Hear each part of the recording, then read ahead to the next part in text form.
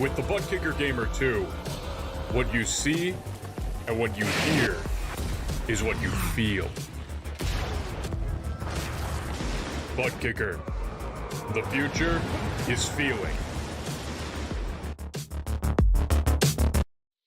To be the best, one must beat the best. Ovals, road courses, the streets of iconic cities, race after race, the top sim racing IndyCar stars will battle it out. In sim racing, it doesn't get any better than this.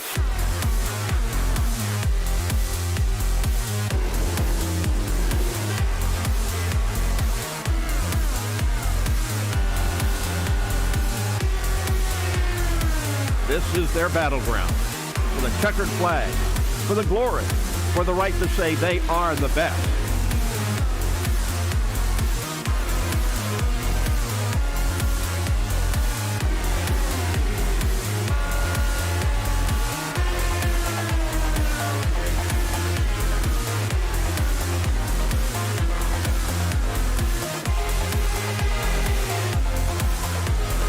The cars and stars of the Lionheart IndyCar Series, presented by Butt Kicker, are ready to race.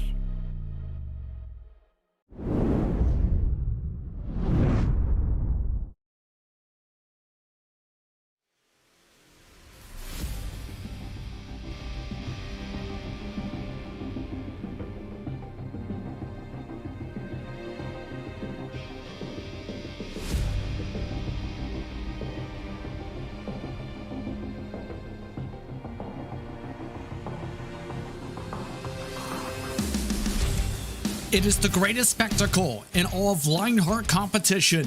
More than 30 of the best drivers in all of open wheel competition on iRacing look to add their names to the record books at the Brickyard. Just one can come away with the checker flag from 4790 West 16th Street in Speedway, Indiana. Who will that person be for 2021? We're about to find out. This is the HyperX Indianapolis 500. Hello everyone and welcome to RaceSpot TV and ESTV for coverage of the Lionheart Racing Series, powered by HyperX, makers of premier gaming gear like the legendary ultra-comfortable Cloud line of gaming headsets. Whatever you play, however you play, HyperX knows we're all gamers. For more information on HyperX products, visit hyperxgaming.com and don't forget to use the promo code LionHRT15 for 15% off orders. My name is Justin Prince. Alongside me is Lorenzo Bonder for today's coverage, with Hugo Wees in the producer's seat. TV cameras are provided by Istvan Balu and TrackCams22.com, with additional car cameras provided by RaceSpot's own Tyler Maxson. You can follow along with live timing and scoring by heading to timing71.org to follow along with your favorite team and drivers in real and virtual worlds of motorsport. Let's dive into our Butt Kicker pre-race show as we get ready for the first Triple Crown race of the season. Lorenzo, a lot of hype after an exciting qualifying session just a few days ago. Yeah, we're finally here. 200 laps, 800 left-hand corners, 7 minimal pit stops. It all comes down to this. We've done the qualifying. The talking is over. Let's get to the action because 200 laps will be very, very frantic. So you guys now see the schedule over here, the first of the Triple Crown events. Yes, indeed, and it has been an intriguing past few months to get here, with some great battles, some great strategy, and an interesting Indy GP to say the very least, with multiple drivers looking to forget how things started off for the month of June here at the Brickyard.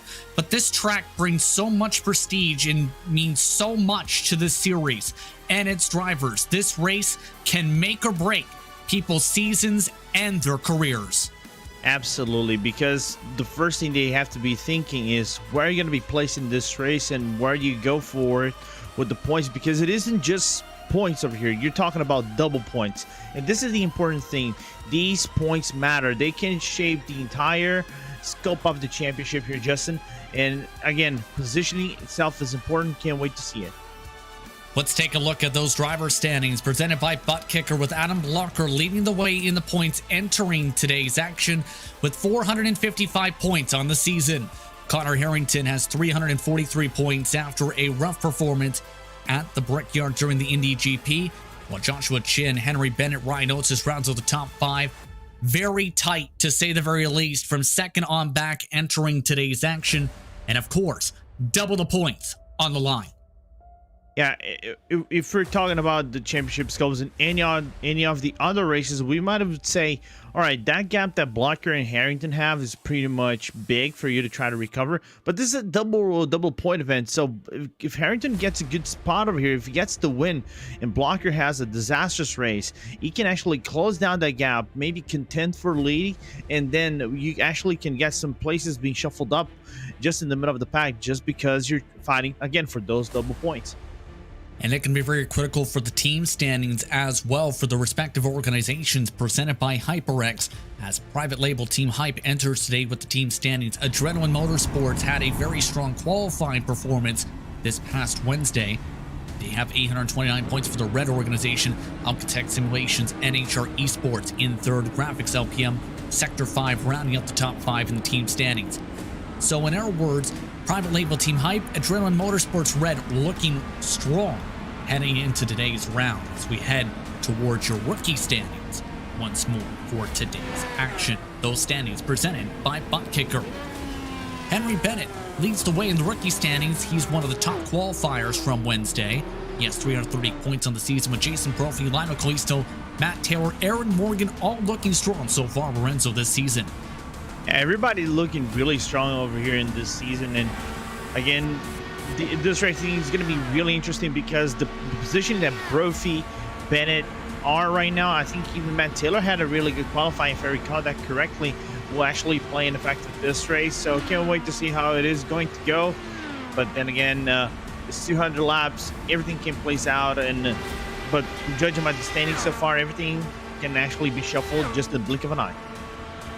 Let's take the opportunity to look at your series details presented by Minus 273, the premier name in karting gloves. French-lean gloves are super lightweight and durable, made of breathable polyspandex. Whether you're a kart or sim racer, Minus 273 gives you the control to reach victory lane. For more information on Minus 273's full line of gloves and apparel, visit minus273.biz, and don't forget to use the code Minus 273 LHRS15 for 15% off orders. And one thing to emphasize when it comes to this HyperX Indianapolis 500, custom fixed setups with in-car tools available for our drivers. In past editions, those weren't available with fixed setups, so it's going to be very critical for drivers to know those adjustments for today. Yeah, especially as they go corner by corner by corner, and they're going to have to tackle it how the race develops. We haven't talked about the weather in this race so far, and it is going to shift a little bit here, Justin. So those in-car adjustments, shifting up and down the weight jackers and also the anti-roll bars will be very important just to keep that car on track and make sure you actually finish this car. Keep in mind this is also the 7th running of the greatest spectacle in racing here for the Lionheart IndyCar Series. Only one driver, Jonathan Goat, has won twice in Speedway Indiana, and those were in back-to-back seasons. 3 drivers have a chance of kissing the bricks and join that 2-time club today, depending on those performances. Those drivers, Andrew Kinsella, Sage Karam, Adam Blocker, have a chance to make history. And oh, by the way, the closest margin of victory, season 1, when there were 2 different splits, and it was by 1/1000th of a second, Lorenzo. Yeah, basically the closest race we ever had in this championship, but not in this championship and in this running. But I can't wait to see it. You know, having the positions, if we are to judge Blocker, Kinsella, and Karam, the biggest advantage has to go to Kinsella and Blocker so far, just by positioning themselves alone. They are within the top 5. Karam is a little bit shuffled back in the top 10, but still can make the moves, and plus he has the real life experience. He knows how to run this, and well, he got a top 10 over here, so I think that real life experience can help him out a little bit. It's going to be interesting, and don't forget Karam, one of the drivers who charged their way from the back of the field all the way to the front during this year's Real World Indianapolis 500. Let's take a look at our track map for today and talk a little bit more about this facility. Indianapolis Motor Speedway, 2.5 miles, open since the 1900s. And it's one of the largest facilities in all of the globe. And while it looks like a rectangle, as you and and O'Leary described during the Retro Series broadcast, it's a very challenging track, Lorenzo. It's probably one of the toughest challenges for you to tackle in terms of ovals.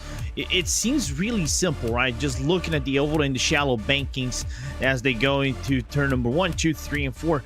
But the way they tackle these cars, they can shift every single lap because of the draft, how the tires are actually responding to you lap by lap, and that affects you the whole behavior of the car. So even though looks simple when you look at it first glance, when you tackle it is a whole different story.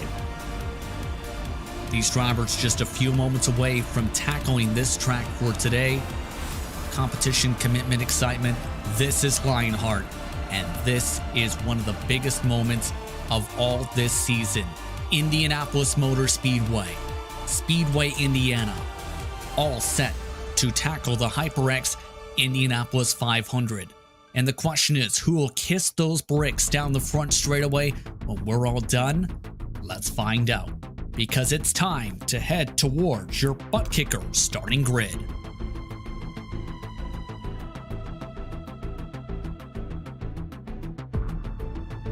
Drivers now making their way to their cars. They have less than a minute to roll into their cockpits for today's action from Indianapolis, where Adam Blocker set the fastest time in qualifying in the HyperX race for the pole on Wednesday.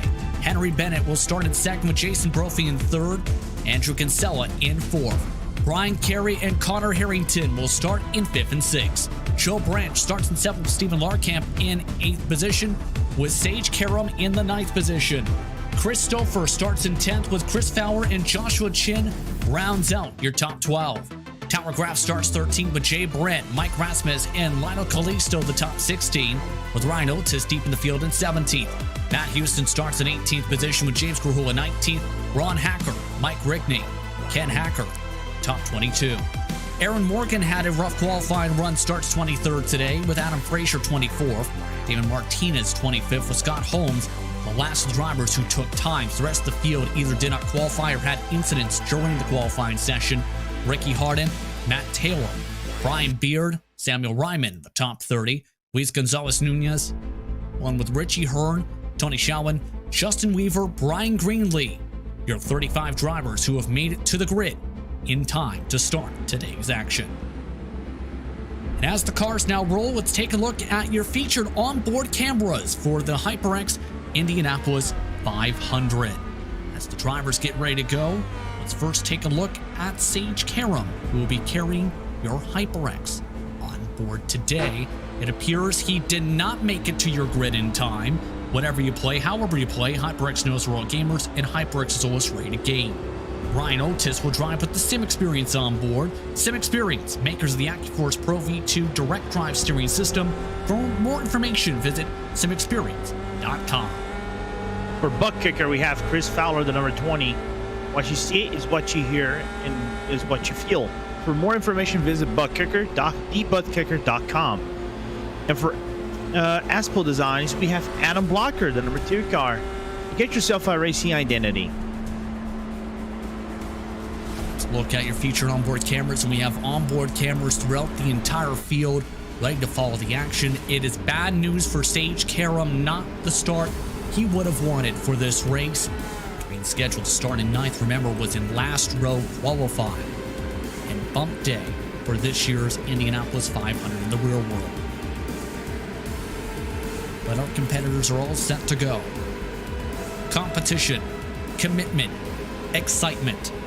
This is Lionheart, and this is the start for the HyperX Indianapolis 500. The 2021 edition is underway from Indianapolis.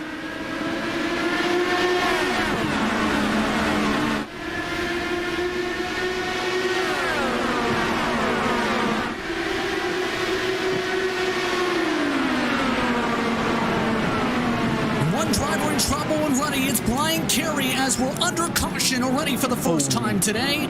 Several more crash. Not the way that our competitors wanted this to start. Not at all. As I'm looking over here, I think Justin Weaver got involved. Brian Carey Absolutely, like you said, James Krahula got involved as well. So at least 3 cars involved in turn number 1. The cluster of cars that were basically bunched up together between 1 and 2, that's what caused the crash. A little bit of also arrow wash in turn number 1 that might have affected the issue a little bit as well. A multi-car incident to begin this 500-mile race in the first quarter. An unreal situation as the iRacing pace car is out. Let's take a look at the Race Spot TV replay. And Kerry got very loose coming through turn 1. And you can see that Krahula just got in head on first. Couldn't do anything whatsoever to try to save it. I think that was the other car, might have been Mike Ridgely, who's trying to deviate but couldn't save it as well. And after that, I think Luis Gonzalez Nunez actually got touched in the rear and had a little bit of a damage on his diffuser, but I think he got it out pretty much okay from that incident particularly. A disastrous start to the race for many competitors. Chris Fowler already rolling to the pit lane still. Ken Hacker already out of the race. Chris Stouffer, Mike Rigney, one of the drivers also currently out. Here's the look from Stouffer.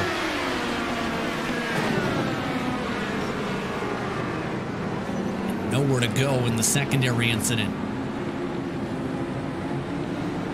Unfortunate. Not the way we wanted to kick out the 500, but then again, Justin, that's how the 500 is. Sometimes it is scrapped. It is very hard. It is difficult for you to make the moves and try to organize yourself within a double file restart. So it's unfortunate, but it's racing, so they have to adapt for that. Multiple drivers are still coming down the pit lane to get repairs done and/or for service. Joe Branch with a broken right front tire coming down. Ricky Harding coming down to the pit lane as well this time by. Scott Holmes also came down along with Richie Hearn, one of the drivers taking service during this sequence. And the tough break for Sage Karam is he had great track position for this race. Now he is pinned 1 lap down as a result of what he confirmed in sim to be a sim crash for him when he came to the starting grid. So basically, he's in a Scott Dixon-like position if we are to compare real-world things, where Dixon was actually a lap down, right, in the last running of the 500, managed to claw himself back, but just couldn't get within the victory lane. But let's see what Karam does. Still, if you really want to be a lap down, Justin, it's right here on the first 3 laps, first 10 laps of this race, where you can recover yourself eventually and get yourself back within lead lap and then continue. Still one more pace lap before we get underway, and let's talk a little bit about the HyperX Indianapolis 500 race for the pole that took place. It was a dominant performance for those affiliated with the Dreadwin and their power slide unit as well. 4 of the top 5 starting positions went their way in qualifying, and they talked about it where they found the right in-car adjustments to be able to have the pace. It was a very impressive qualifying day for them. Yeah, Kinsella and Blocker was saying that Bennett basically got the adjustments, was actually working for that.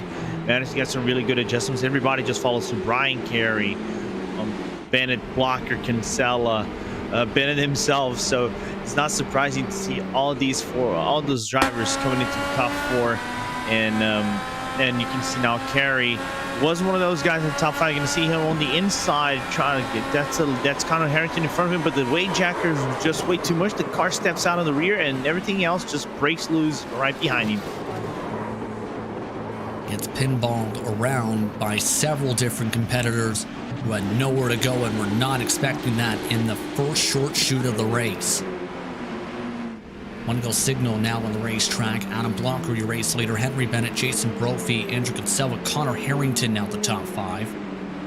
Several drivers gaining 10-plus positions as a result of multiple pit stops during the caution flag period and repairs. Among the drivers already laps down or out, Karam due to technical issues before the start. Fowler from the incident. Kerry, Krahula, Hacker, Stouffer, Rigney. All outlets. Adam Blocker ready to try this again and control the field. And just to know here, Justin, this is going to be a little bit more easier for these drivers as they're going to go into the restart. This is single file, so they're not going to be stressed out on who's right beside you coming into turn number 1 and then number 2. Then they can actually just set themselves up properly and maybe swap draft and things like that. So it's going to be a very interesting first restart for the race.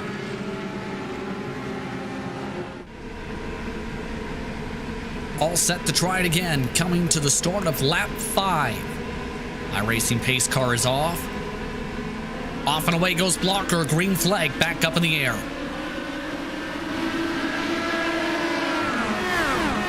Good launch from Adam Blocker, as we'll see how drivers make their way through turn 1 this time. All single file except for the very back of the pack.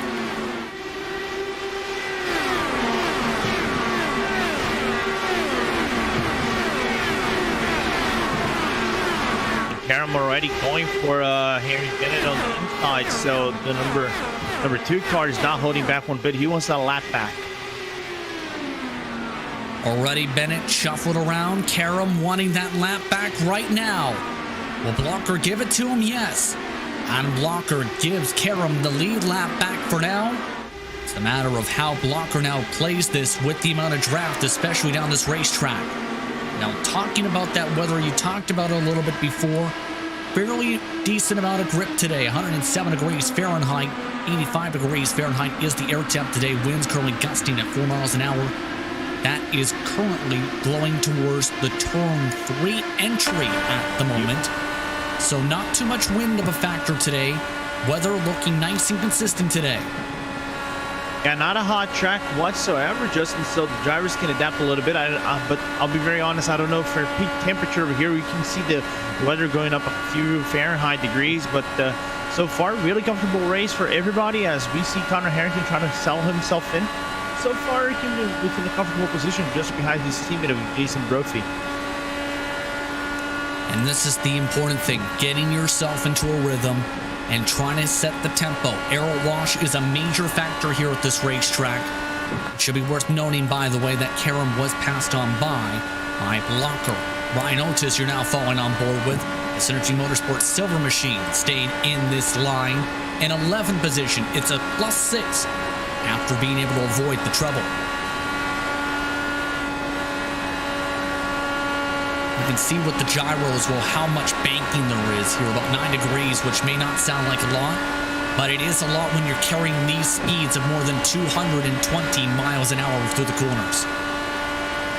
Yeah, again, doesn't look like much here, Justin, but those bankings can be intimidating whenever you're on draft. And again, one of the things that we haven't mentioned, this is a custom fixed setup, so it's not open to where you can actually go and go for whatever preference you want to go in terms of setups.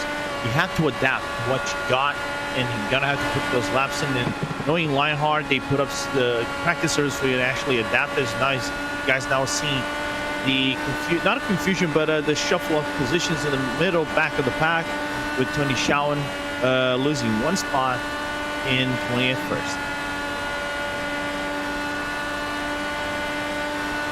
Of course, one of the drivers who came down to the pit lane during the caution flight period. Let's take this opportunity to remind drivers and fans alike about the fuel strategy today, Lorenzo, because in a solo run, drivers could go 28, 29 laps, but with a max amount of fuel save, drivers can go as long as 35 laps for this HyperX Indianapolis 500 this year. Yeah, they can go up to 35, maybe. Like, if you're really aggressive and you want to go Alexander Rossi already at the very start of this race, you might go up to 36, 37, but then you would lose so much time in the process that it isn't worth it for you to actually go for that. So the max range we might be able to see is 35, and they're going to have to adapt to that.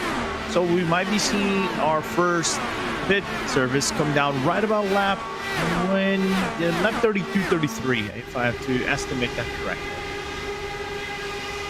Don't forget there was the caution period that's going to extend that possibly by a couple laps as well.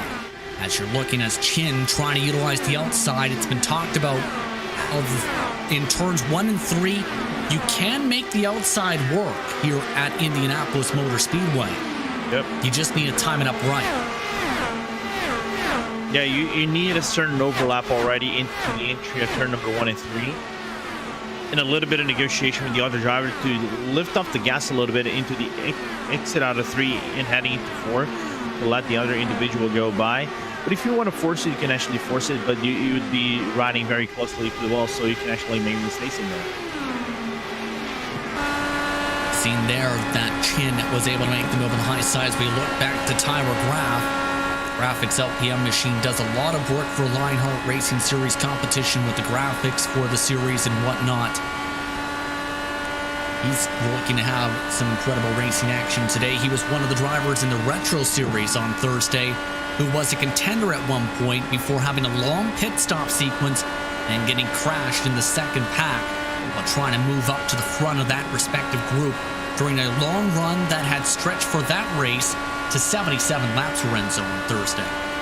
And that is unfortunate. And in this race specifically, I think this is more important than the previous race in the Retro Series, because Graf and his entire team need a good result, because if you are to look at the Indy GP, where they were 3rd in the standings, they didn't perform well as they wanted to, allow the Alcantech simulations to come in and grab that 3rd spot for them in the team standings. So the double points again are going to be factored on this one. Let's see what the position will be for the drivers at the end of the race, and see if graphics can actually make the jump once again.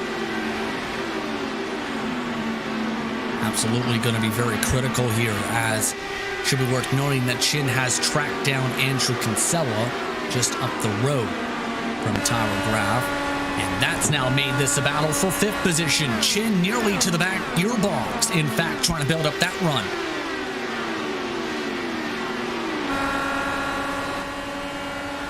Now able to take it side by side down the straightaway as Kinsella gives him the space.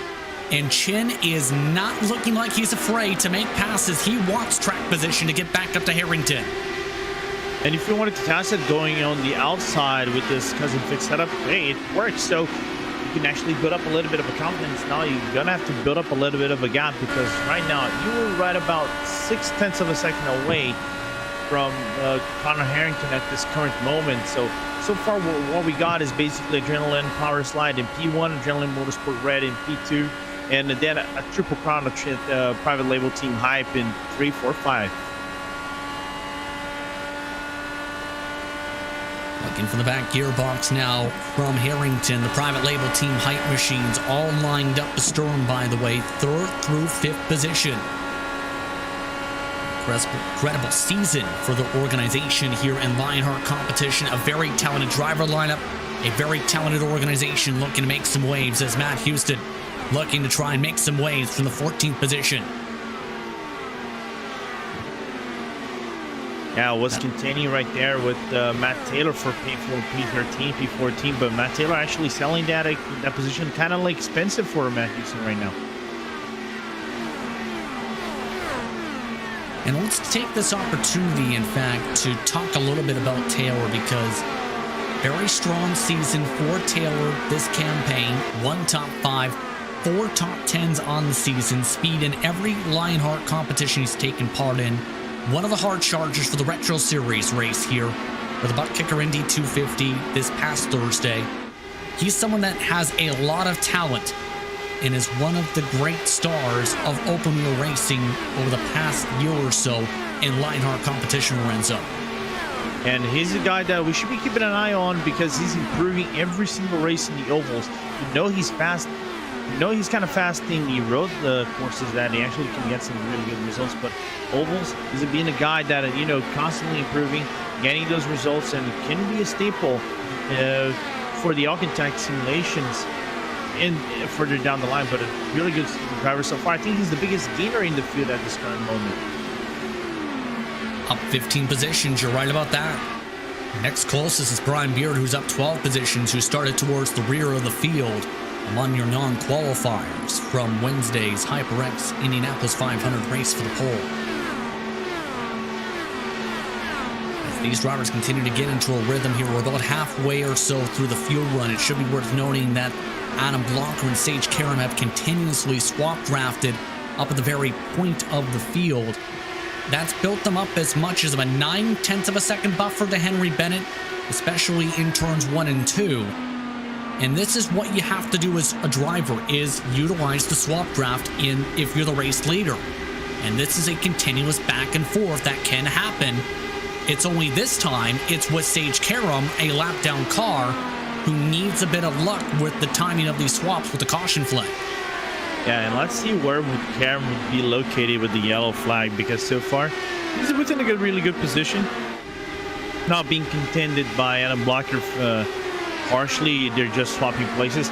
I think Bennett is in a position where he can be really comfortable. You know, do not push the car. We know that being the third car back in a pack can not be the easiest thing for you to actually move up. Pretty much going to be standing within the pack because of the aero wash, so you can actually be standing back, save some fuel, try to work that 35 lap range that you want to go for in terms of fuel. Be comfortable with it for the remainder that you actually have to do. Remembering, you have to do minimum of 7 pit stops to make it to the end of this race. Which is a lot of pit stops here at this racetrack, and it can be so easy to botch the strategy because several drivers did that for the Retro Series. You don't want to do it here for the 500-mile race either, Lorenzo. Yeah, you really don't want to get your numbers wrong, and I wouldn't be surprised if many of these teams and they have spotters, they have engineers, like in-race engineers, not just for the drivers but the whole team. Just going with them lap by lap by lap, what they have to do, what the fuel range should be for that particular stint, and how their pace is in comparison to the other the other drivers in the field.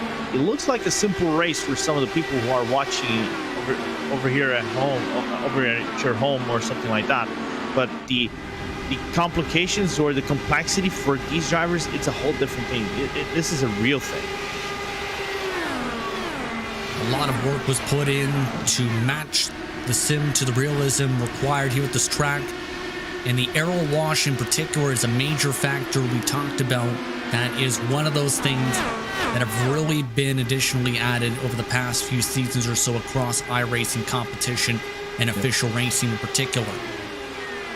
It can be really seen when you're matching line to line because it can be so difficult to follow line to stern even if you're up towards the front, because the amount of wash can force you to have to lift and it ends up sliding the tires. Harrington lost a lot of time, for example, just a lap ago as a result of that aero wash. Yeah, it's one of those funny things. I was talking to Christian Steele about this for another league that we were doing a 500 edition. That the easier thing for you to do is close in. Again, if you're the first two cars within the draft train, you can actually swap places. That's the easiest thing for you to do. If you're farther back, you kind of have to negotiate how you're actually going to approach this, because approaching is one thing, getting close to it, but overtaking is a whole different story because the air wash is so big, especially when you're up that close, that the car can just behave a whole different way that you're not expecting. It can catch you off guard, and whenever you are caught off guard, something bad can happen for you. And a pit stop for Lionel Callisto from 13th position. So something going on with the 97. This is an early pit stop, or way earlier than we were expecting. Really interested to see if Callisto has wanted to go for a short stint over here and try to minimize the time loss they probably would have to the end of the race. Different strategies are already being played out at the beginning of the race. I expected that more to the middle of the pack than anything else. Extended pit stop time. I think he may have scraped the wall possibly in the side, in one of the short shoots possibly. Because here's the thing, you make contact with the wall, it can break your suspension quickly. You can see already the service 27 seconds. Yeah, I think the suspension might be broken right there, and furthermore, I think your engine can actually be irrecoverable. So if you touch with the side pod, it damages the engine, it damages a little bit of the heat dissipator as well on the sides, and you do not get that speed back, like those miles, 3, 4, 5 miles back in your stint. So Callisto now is at least 1+ lap down as a result of having to take an unscheduled pit stop. So we're now in the 25th lap of 200 for this 500-mile race. And as the private label team Hype Machines are trying to keep within range of Henry Bennett still on the racetrack. They have been reeled in by their teammate Joshua Chin, by the way, to make it a threesome amongst their organization among the top 5 in the main pack.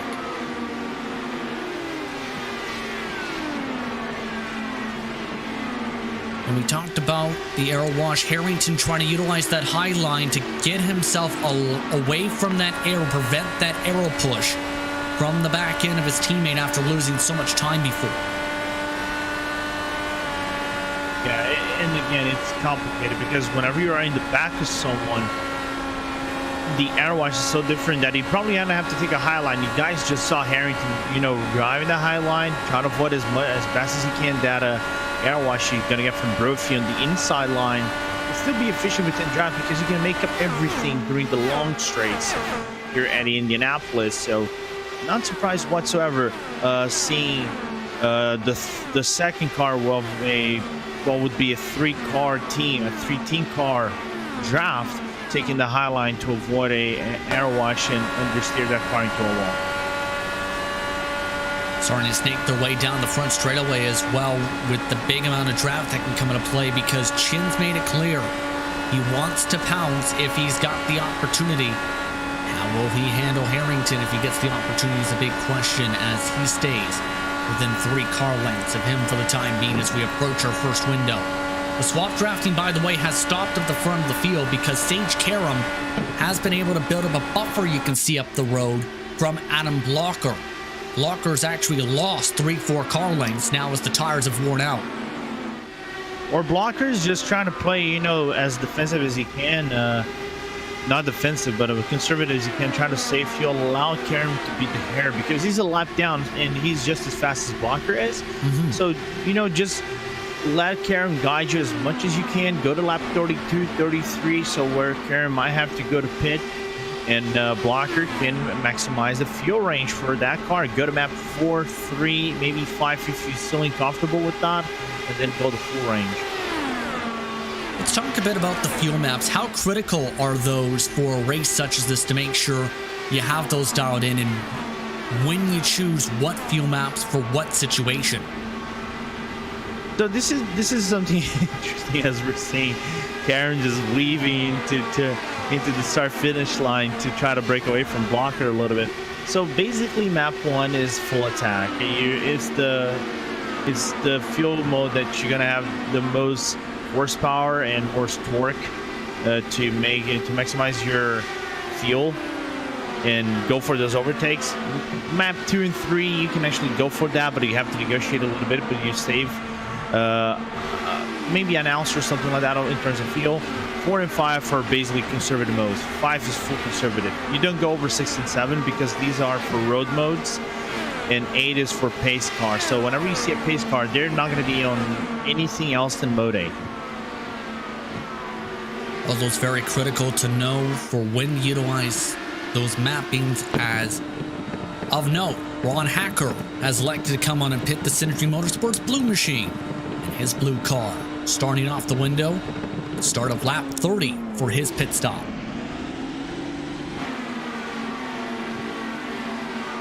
Interesting timing for Hacker on his own. And do you prefer to pit with a group of cars or on your own for a track like this, in your opinion, Renzo, especially with the impact of the draft? Group. How big of a group then? So this is one of the interesting things, right?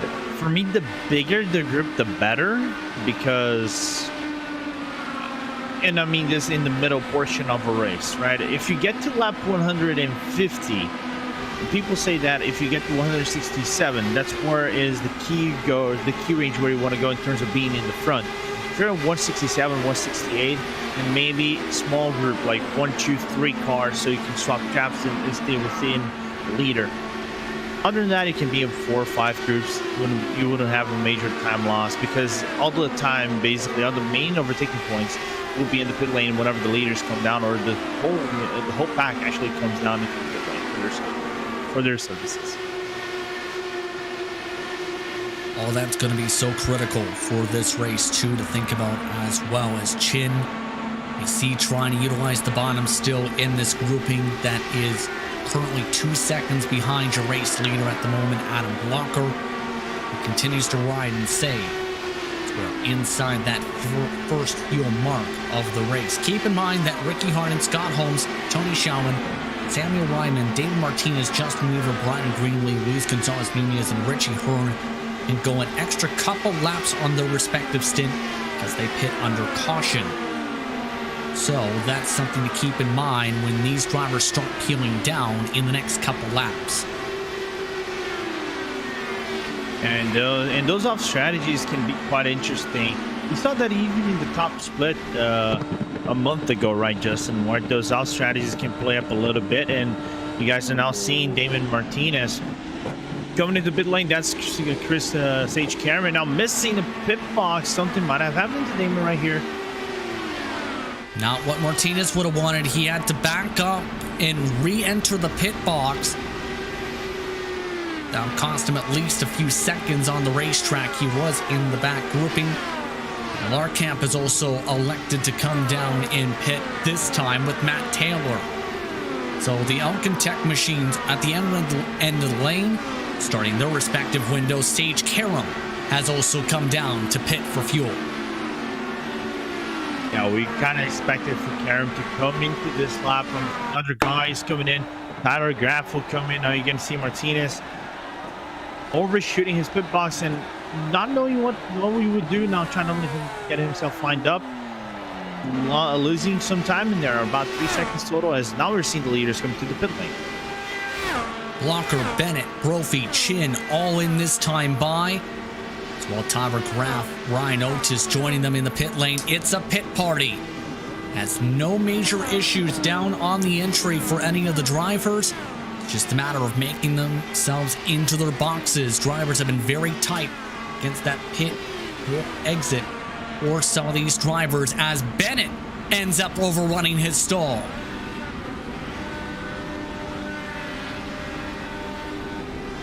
Henry Bennett will lose some time and will lose some spots as Brophy spins it into the wall. Wow. And Jason Brophy is stuck along the edge of the pit lane. Now he backs up into the lane after spinning it out, coming out of his box. Had a chance to move up to second or third position before the mistake. Oh, this is disastrous. Just taking a look at what happened to Brophy over here. Gets out of the pit lane, and I think too much gas on the exit out of his pit stall.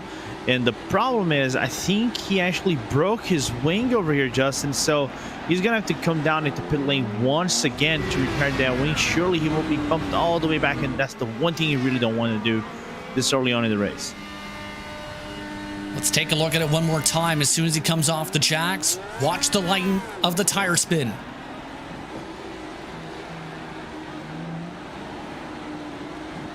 Wow. And the reason he stays there is if he backs up, he's backing up right into the midst of traffic and potentially damaging their cars as more drivers come to the lane. Richie Hearn having to dodge several cars to make his way to his box.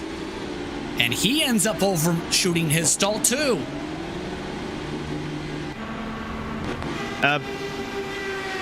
There might be, I think, an explanation to this, because the pit stalls, they're not the easiest one for you to actually go and stop appropriately, because you barely use any brakes in this race. Like, I think you don't even use brakes in the course, but you only use it whenever you come into the pit lane, then braking the car appropriately, as we're seeing Justin Bieber, which was the last car that needed to come into the pit lane.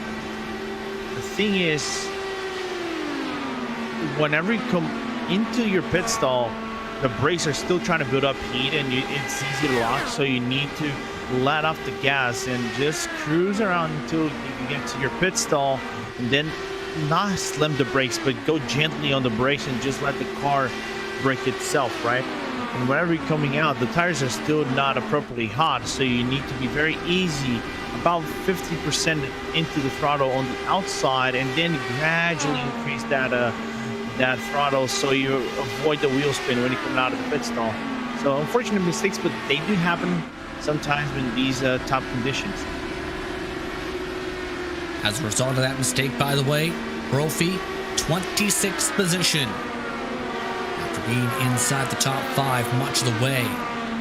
So again, a tough break for Brophy.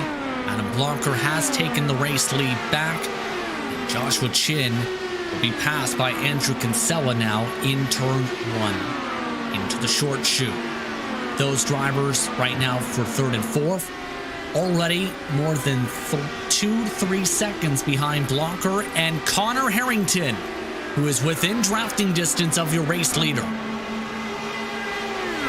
And looking here, Connor had the second best pit stall in the top 5 here, 35.5 for the private label team hype driver. The best one was Stephen Larkham, which actually jumped from P8 to P5 with those mistakes. So Larkham now a factor in this race. Impressive from Larkham is impressive for Harrington, who was able to stretch it an additional lap as well on the fuel. Keep in mind, Blocker is staying in line still behind Sage Karam, who is at the tail end of the lead lap in the 28th position. 160 laps to go, and now it's the matter of how these drivers play things out here, and it's going to be interesting once Harrington tries to get there, how things fare out as some of the other drivers continue to stay within a rhythm, while others try and utilize that second line to be able to build up a run for position. That's Fowler. Or rather, one more driver trying to make the move down the straightaway. That was Taylor, rather, around Joe Branch. Lap traffic, which is now starting to play a factor. Yeah, and it's interesting to see a traffic, becoming a factor right now in this track, because the lap is right about 41 seconds, but this middle of the pack, everybody's still bunched up, one together, separated. Each and every car you can see right in the back. I think that is Mike Razimas and Matt Houston were battling for position for the entry of turn number 3. But they're split up basically in average right about a half a second in between each driver. The only disparity is actually Connor Harrington and Kinsella and Joshua Chin, as we're looking into Ricky Harden coming to the pit lane once again. Apparently he has some issues, and that wheel looks a little bit bent to the side. Maybe suspension damage for the Racing Merch Esports driver. Not what he would have wanted, as for Ricky Harden, going to cost him more time on the track. The reason he had to come down, the short chute in turns 1 and 2, which can provide massive attrition points. We've seen it already at the start, but also from drivers just pushing up the racetrack and hitting the outside wall. Now Larkham moving into P4 here. Chin is not having the best running of his second stint so far. Now in Henry Bennett actually might catch him. So let's assume that Joshua Chin is on a different strategy over here than the other drivers, not wanting to go full attack. Just, trying to save as much fuel as you can possibly save and try to gain an edge on the other drivers. Yeah, that's going to be very critical to see how things play out for that, as side by side between Bennett and Chin now. Henry Bennett, remember, overshot his pit box. Passes on by Chin, as Chin continues to utilize that second and third lane compared to Bennett performing the bottom of the racetrack. By the way, this is what happened to Ricky Harden in the short chute of turns 1 and 2. Hard hit to the right side, immediately breaks the steering.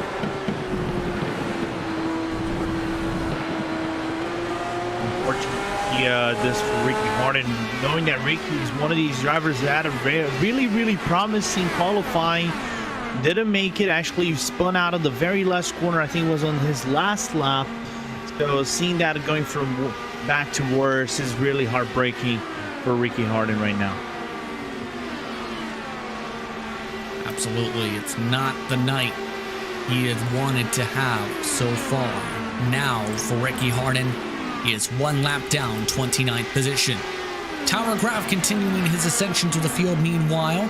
It's reeled right on into Chin. Ryan Otis and Jay Brandt also doing some good jobs to drive to the pack. You see them from behind.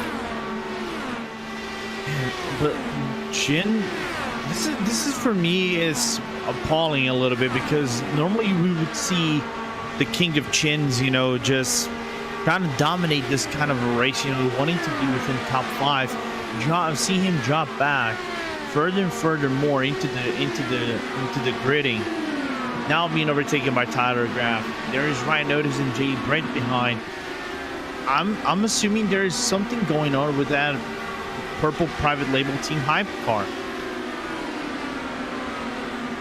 Yeah, Chin currently going only 226 miles an hour during the straightaways, backing off to 207 in the corners. Here's the on board.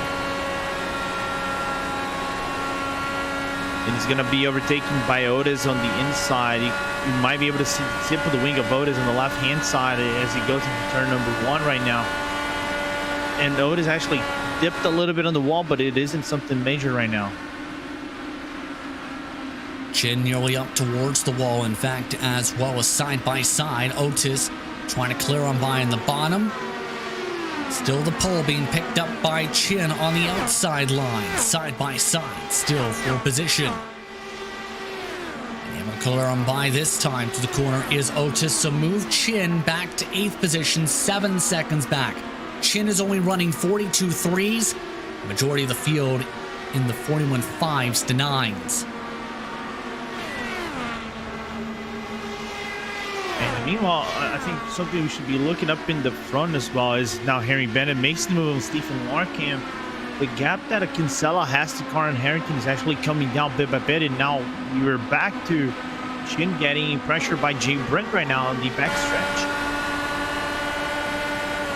Jay Brent building up the run, going to the inside. King of Chins again, letting him go.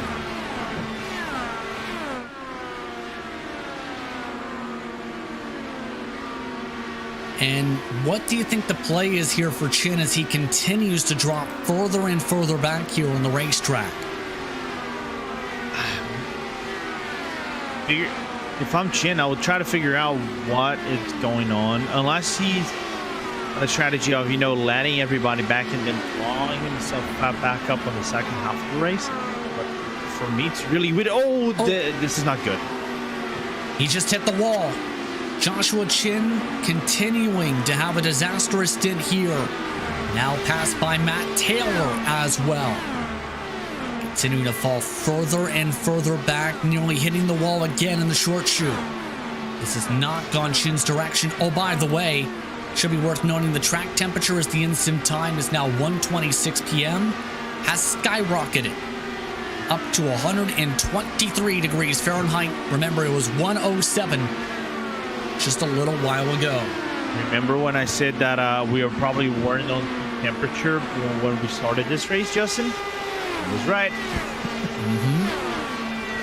But one thing I can tell you definitely from Chin, he's not going to get the speed back. If that damage is what I think it is, you're not going to see the side pod dangling like you see sometimes whenever they actually hit the wall. But that kind of a scrap on the wall, it's enough for you to lose about 5 miles effectively on your car, and 5 miles on the IR18 on a track that you basically go 228 up to 232 on draft is the one thing you really don't want to have it as he gets wobbly on turn number 1. Driver behind, by the way, is Mike Rasmus trying to make the move at the moment. As now Rasmus with the big run down the straightaway. Only 220 at the end of the straightaway for Joshua Chin as well.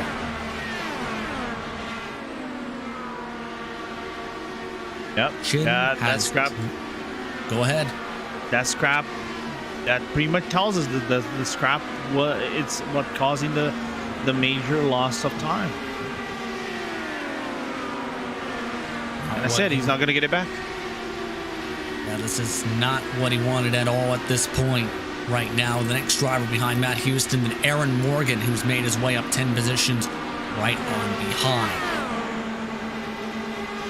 By the way, for your race leaders, Connor Harrington dropped from half a second back to more than a second behind once he got in the arrow wash of Karam and Blocker at the very point of the field. So the lead has separated out. Larkamp has dropped more than 7 seconds behind Henry Bennett as well on the racetrack. As here is Ryan Otis, meanwhile, who continues to have an impressive season in Lionheart IndyCar Series, learning about these cars as the season has gone on. He's been great on the road courses. but the luck hasn't spread a lot of times to the oval. So far this season, 3 top 5s, 5 top 10s for Otis. And the majority of his top 5s actually came at the road courses, his first one being at the Watkins Glen Boot course. But he's building up some respectable results in the ovals because he got a 7th place in Kentucky, he got a P8 in Phoenix. So those short ovals, he's actually making the ground up.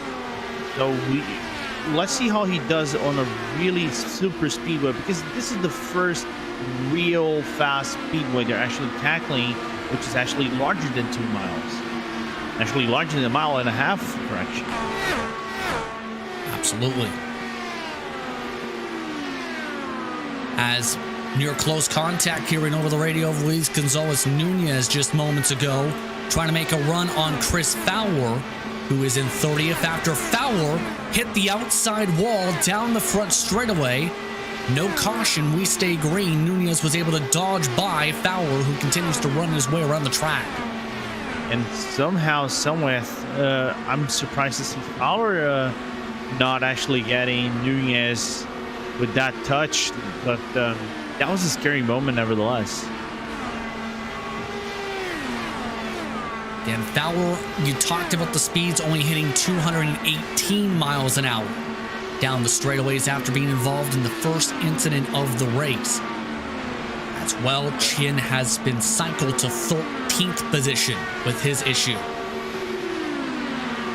Yeah, basically everything that Chin conquered in the first 10, he's basically lost it because he started P12, right? And for us, it's weird, as you guys now going to see the incident with Nunez and Fowler. Fowler, I think he wanted to give a little bit more room than expected, but basically grinding the wall, caught Nunez nearly off guard, but good avoidance from Nunez on the inside line. Nunez 21st position, definitely having a scary moment there. He's 21 seconds behind your race lead battle at the moment. Back to Chin once more. Go ahead, Lorenzo. Now, I want to say for us, this is the weird thing for Chin, right? That for a 500 race, seeing Joshua Chin underperform. This is underperforming for Joshua Chin because we know he's a really good driver, and he actually won the top split 500 in 2018. So seeing him getting shuffled back lap by lap by lap on the grading, it's not unusual. It's very uncommon. So I hope he bounces back, but it's looking bleak.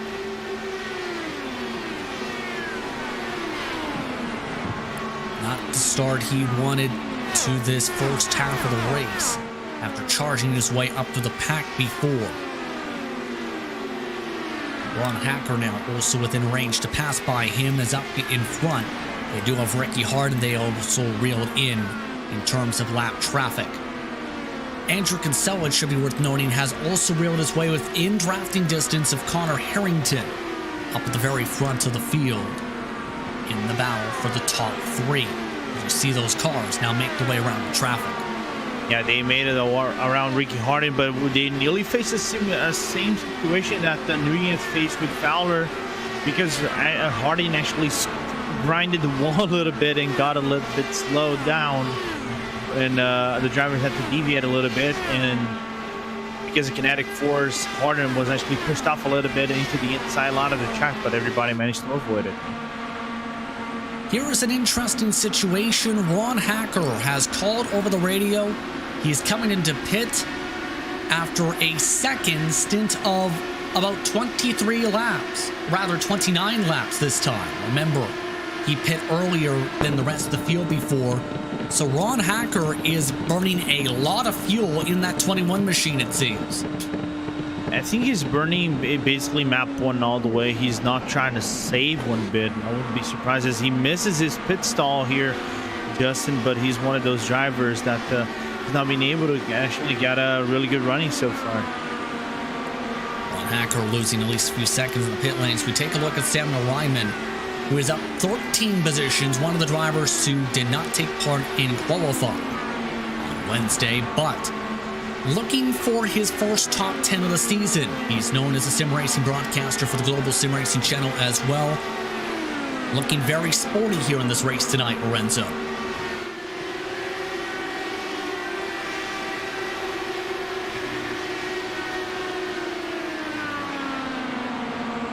Currently, he's 20 seconds behind your race leader. He is also microphone was trying to close muted. it to Tony Shalom. Yes, indeed. my apologies. You know, it's a marvelous things of sim racing, but having a really solid race so far, you can see what Ryman might be able to pull off, but still 7 positions away from P10. But again, those pit stops we've been talking about, those are big difference makers. If you can actually get out along with some other guys, as we're seeing Chin in the pit lane, he can make up those spots pretty much easily. Boy, a 26-lap stint, though, is the interesting thing after the amount of time lost on the racetrack. So Chin taking a gamble here. We'll see how long the pit stop is into his box and on the jacks.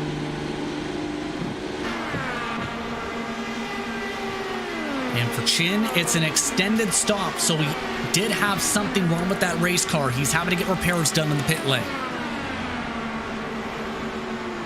Yeah, and he's going to be shuffled.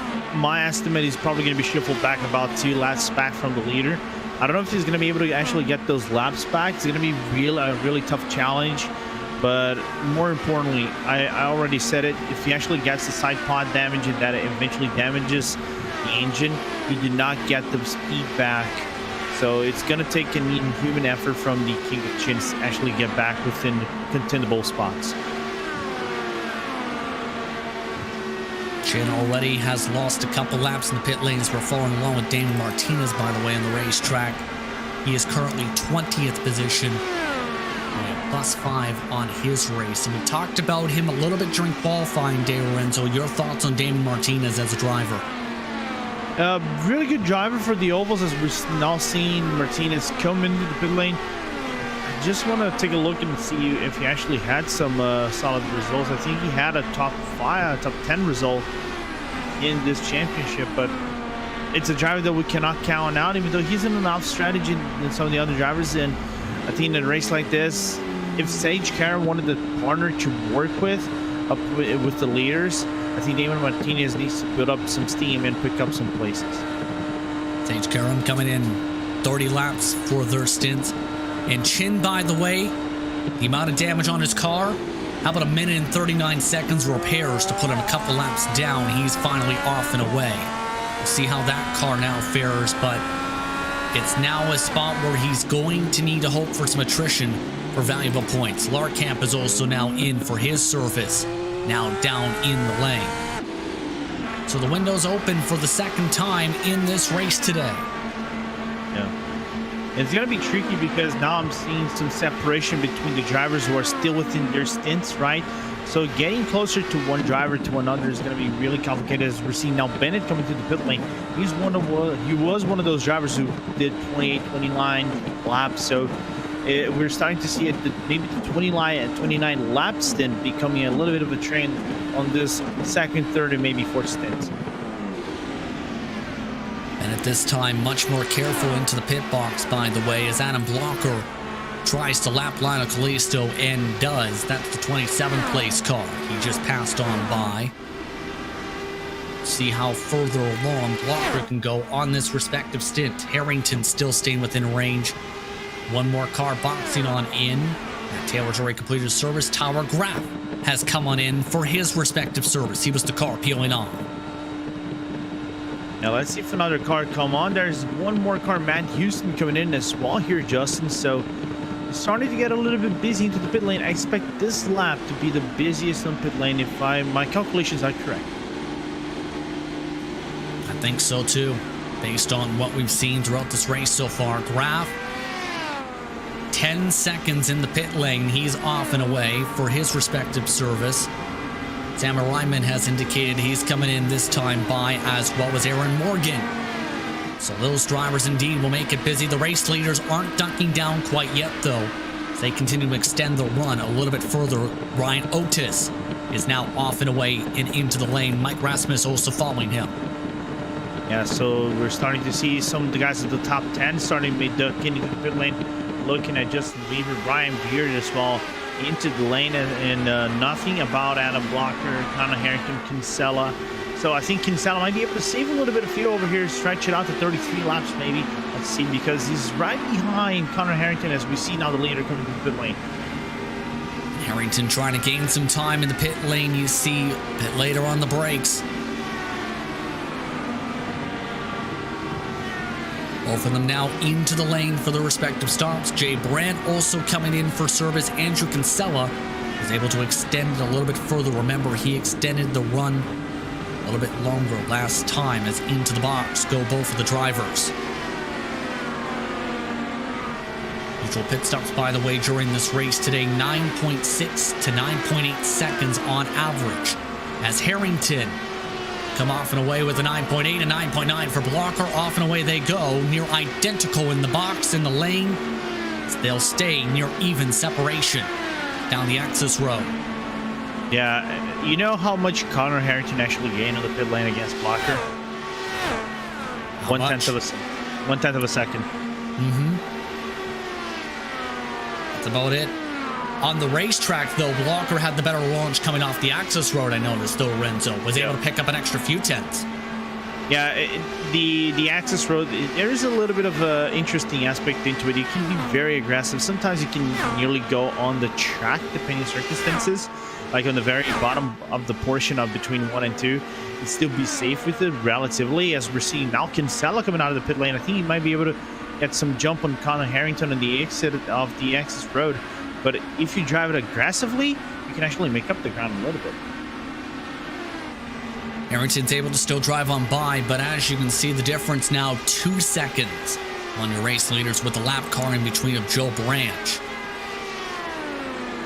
So far, the majority of the laps have been led by the one machine, Adam Blocker. What a dominating performance and dominating week so far. Nailed qualifies the only driver in his time bracket with the quickest time in the session in terms of 4-lap average. And now he's put himself into this spot where he has had the dominating pace. Justin Weaver has closed out this respective window. And on lap 69, it's Blocker back to the race lead. Yeah, let's see how long they would go. We saw about 32 laps in average for top 10, about 29 to 30 within the middle of the pack. This is going to be really interesting because I'm starting to see the leaders maybe looking towards that lap 168 with brighter eyes, maybe 164 depending on circumstances. You know, thinking, oh, maybe we can actually make that and play conservative over here with Theo. But then again, key is for you to get a 168, 167, and make it safely with Theo. New fastest lap of the race just sent by Kinsella, by the way, as Scott Holmes now looking to battle with the car off the pit lane. Scott Holmes side by side, in fact, still with Justin Weaver, who is looking to hold on to that position. Keep in mind, Justin Weaver up 17 positions from his starting spot. Started at the very back of the field for this one. And it's a clear case example of, you know, even though you might be in the back, right, everybody has a shot in this race. Everybody has a winning chance in this race. It isn't just first who actually has a chance. I think we only had one winner coming from the pole position in this race, which is Rick Music, which was the season 1, which was also the closest winners we had in Lionheart by 1,000 of a second. But still, everybody has a chance. You just have to play your cards right, and the strategy has to be on point, and maybe the L5s help out a little bit. Don't forget the most late changes as well was set back in season 7 with Kinsella with 67, but today has been leaning more towards the fewest, where it's been 36 set back in season 3. That's been the intriguing part of this race today. Harrington, by the way, has now lost an additional second. He's 3 seconds back. Kinsella's within drafting distance of him. And Kinsella has one of the fastest laps of the race, of 41 flat last time by. Yeah, I really don't see if Connor Harrington will want to defend that. If he wants to, you really want to work something out, because their gap is starting to build up a little bit to Adam Blocker. Blocker's actually 3 seconds away from both drivers. I think Kinsella might want to share some draft with the private label team Hype Driver if they actually want to be within the drafting range of the number 1 car of Adam Blocker.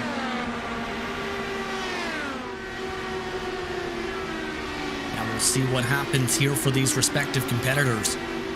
And Andrew Kinsella, keep in mind, puts in a lot of work for Lionheart competition with the setups in particular. It's incredible the work that he does to be able to build these cars week in, week out for the series. Yeah, and setups that actually are not just fast, but they are very runnable as well. So nice to see Adrenaline and Motorsports Red getting some good setups, everybody. I haven't seen any complaints whatsoever from the drivers, so really nice to see that those setups are really good for every running that we had so far in the season. See from the onboard utilizing the 6th gear at the moment as traffic says hello. Drive by the lap traffic easily, but it did lose Kinsella some time. Yeah, not making time, 8/10 of a second doesn't look like much, but you can get those back. You just have to maybe drive a little bit more aggressively than normal. Pretty guy within drafting range once again of Carter Harrington, but the gap is coming down. 2.8 seconds separates right now, Blocker and Harrington. One of the drivers who has really impressed me, though, is Brian Beer. How about his run today for his car? One of the drivers who didn't qualify, he's up to 11th position. It's a plus 18 for Beer.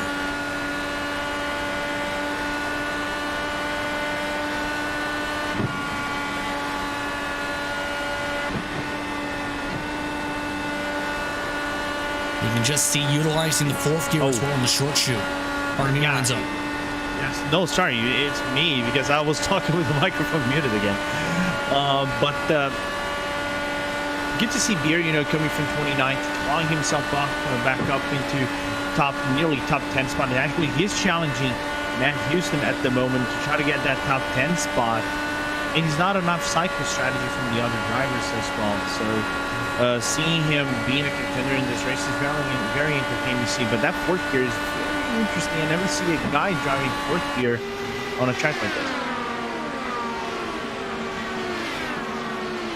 Yeah, right now they're running 41.6s for them and the race leaders at the moment.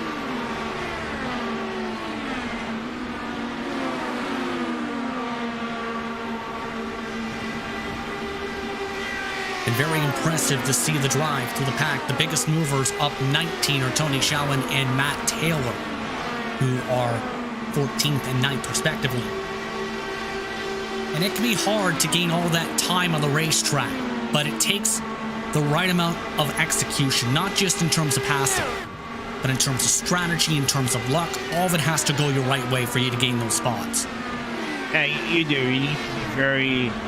I'm not going to say time sensitive, but I'm going to say very accurate on what you do every single lap that you actually take over here. I've been told the main passing opportunities, if you're not on draft, will be on the pit lane, because everybody will get bunched up once again, and maybe yellow flag will be the main overtaking opportunity because how you enter the pit lane and how you exit the pit lane, how aggressive you are into it. But we haven't had a single yellow flag aside the lap 1 instance, so you're probably going to have to resort on your own arm and feet to try to negotiate the overtakes and move up some spots. Indeed, and as a result, what goes through your mind as a driver when you don't qualify well or don't put in a qualifying time here at this racetrack to say, okay, how do I get myself there to that race lead from, say, 29th? I would say personally, I would feel very comfortable because I would have no pressure whatsoever trying to make those moves, right? I would just take lap by lap by lap and have fun. If I find the opportunity to make the overtake, I will make that overtake work and try to distance myself away. But if you cannot do something like that, just stay back, maybe hope for a yellow flag to switch things up a little bit. But if you have situations like we're having right now, just full flat every single corner, try to work yourself out and maybe see where you're going to be at the end of the day. And fun is so critical to remember, Renzo, for a race such as this, because if you're not having fun, it can impact performance, it can impact how you run the track, it can impact your aggressiveness on the circuit. All that is so very critical when it comes to driving around the circuit, as if you don't time yourself up well with that, it can end up hurting you so much on the racetrack.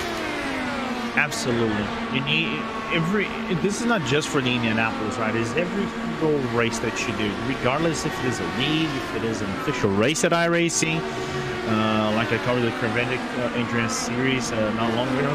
But every race that you do, you need to have that fun mindset, because you need to extract the fun the best way you can, whether you're finding hard another driver on track, same class, or you're overtaking slow cars in a multi-class racing. So every bit that you can extract and enjoy, it's already a very positive thing that you can put up in your checklist in terms of sim racing and racing in general, as we see Brophy in the pit lane. Brophy, 25th position right now. Off the way, he made it 29 laps in his respective stint just now. It's been a rough sequence where he's been trying to get himself back in the going of things, as we look back at some of the other battles starting to form up on the racetrack. This is Adam Frazier that you're looking at right now, center screen. Tony Shallon right behind. I mentioned Shallon gaining all those positions. But what about Frazier, who had not the best of qualifying days, to say the very least? He's looked much better and more comfortable in race trim today. It's one of those situations where, you know, sometimes you don't feel okay with the quali set, or you make up a mistake in qualifying. And those drivers, they pretty much are much more experienced than me to know that even though their qualifying was underwhelming or underperforming, they know they have a shot at the race, because again, everybody has a shot here. So they just have to make their best to try to get within those positions. And Frazier, coming from P24 so far, now P13, and try to hunt down Mike Rasmus, but he's far away back, nearly a second away. That's the thing you really want to do, you know, just work yourself easily and have fun. For Frazier, by the way, it's a plus 11 on the race indeed. Trying to get himself to the next grouping of cars that includes Mike Rasmus and Joe Branch. Joe Branch is in 26. Rasmus still in the lead lap in 12th spot on the track. I think he's not the biggest gainer, though. Looking here, the biggest gainer, I think it is Brian Beer, 19th position from P29 up to P10. Matt Taylor and Brian Beard, along with Tony Shallon, are all in that grouping of cars. Yep. Keep in mind, Taylor is in the grouping that features Ryan Otis, Jay Brandt, and himself at the moment, separated by about 1 second apiece. Matt Taylor up 21 spots in P9 now. Yeah, he's the biggest gainer, not Brian Beer, but they are the two biggest gainers so far in the track, of the biggest gainers on track. So good to see, as you guys now see on the screen, who are the biggest gainers. Matt Taylor, 19 positions, Beard, 18 positions, and then you can see right at the middle of the pack, Tony Shallon, I think, with 15 positions up. Most spots lost so far going to Jason Brophy with minus 21 on the race for those still active. Brian Carey, who started towards the front, involved in the lap 1, turn 1 incident. Minus 27 is the most positions lost overall on the racetrack. Keep in mind, with our pit stints, we're already approaching the window again in the next 10 to 15 laps for drivers to duck their way towards service for the third time or so under green flag conditions today. Yeah. Looking here, Larkin might be the first guy who might come into the pit lane within that top 5. He's all by himself. He's on 23 laps. If you're all by yourself, you're probably going to do 29 laps, maximum 28 if you're burning way too much fuel. As we're looking into Chin again coming into the pit lane for his scheduled service. Only 24 laps, and when you have the damage that you talked about, how much more does that burn the fuel compared to before as he goes into his pit box? It burns considerably. I think it isn't exponential, but you probably burn up like 50% or 25% more per lap than what you normally burn up. So these in full length, your stint's going to be shorter than usual. That explains the 25% difference on that window before, as also of note, Ron Hacker has elected to come in for his respective pit stop or service.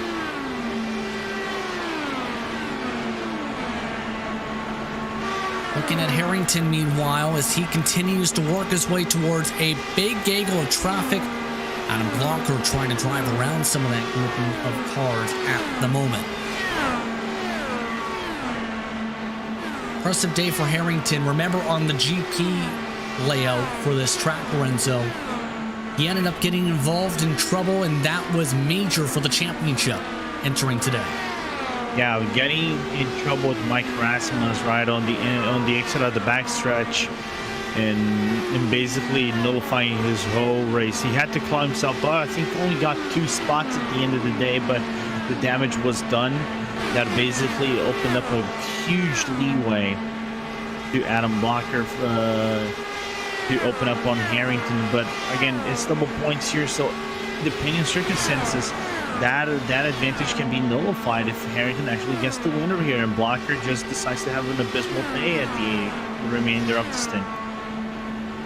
I don't think he's going to decide to have that. It's going to come down to scenarios to pop up. You never know what can happen in Indianapolis. Yeah, we'll never know. It's one of those unpredictable races. We've seen races being ended in the final lap, races being ended with 3 to go, or races that were ended on strategy alone, that let's just try a different strategy over here. Let's go for something more aggressive in terms of fuel, try to go for an overcut, but it's not working out. So it's those interesting scenarios that you try to find yourself, not only in sim racing, but racing in general. We even saw that in real life with some perspective at some points, that Indianapolis, in the most unpredictable moments, you can have like race-defining moments that can make or break someone's life in this track. It's so very critical to win at this racetrack. Everyone wants to do it because it can be something that can pop up during your career for a long, long time. As by the way, see on screen the battle for 11th position, Matt Houston and Mike Rasmus battling 21 seconds behind, making their way around Chris Fowler there. That was used as a pick to break up the battle. One of the drivers that we talked about in the rough circumstances, let's check on Sage Karam. We can, because he is right now 22nd position now. He's been picking off lap cars one by one, passing by them before Blocker can lap him.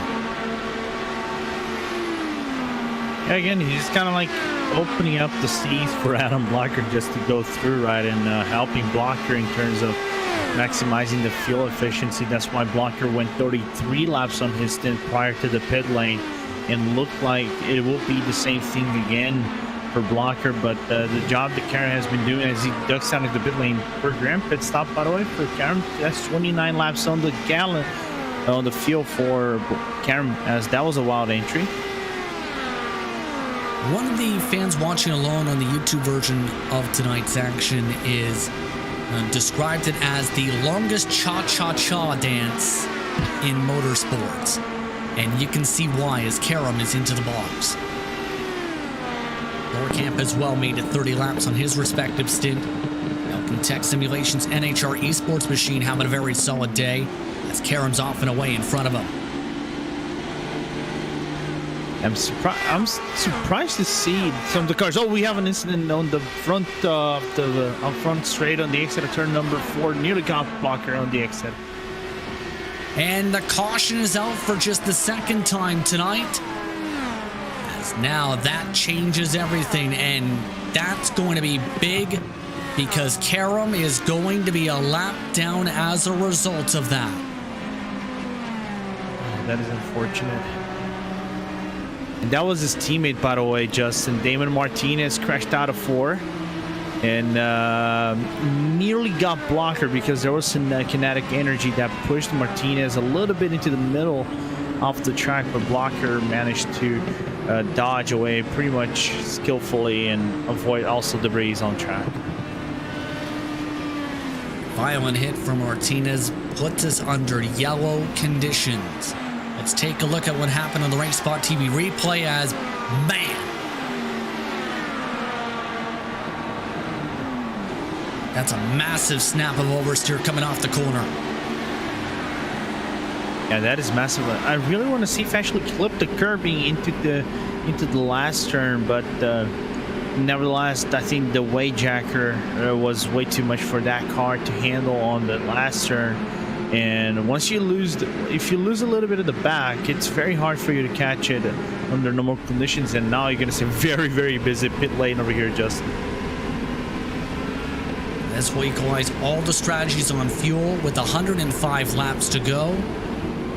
Should be worth noting that Larkamp did not lose a lap, I believe, in that sequence. No, yes, he in fact did. He's going to have to take the wave. Karam will also be in a situation where I think he can take one. As off in the way goes many of the drivers into the pit boxes. Richie Hearn, though, will cycle to the race lead as a result of this caution flag. He's the one who ends up capitalizing on this, as Blocker will be the first one off the lane. Look at Harrington over there.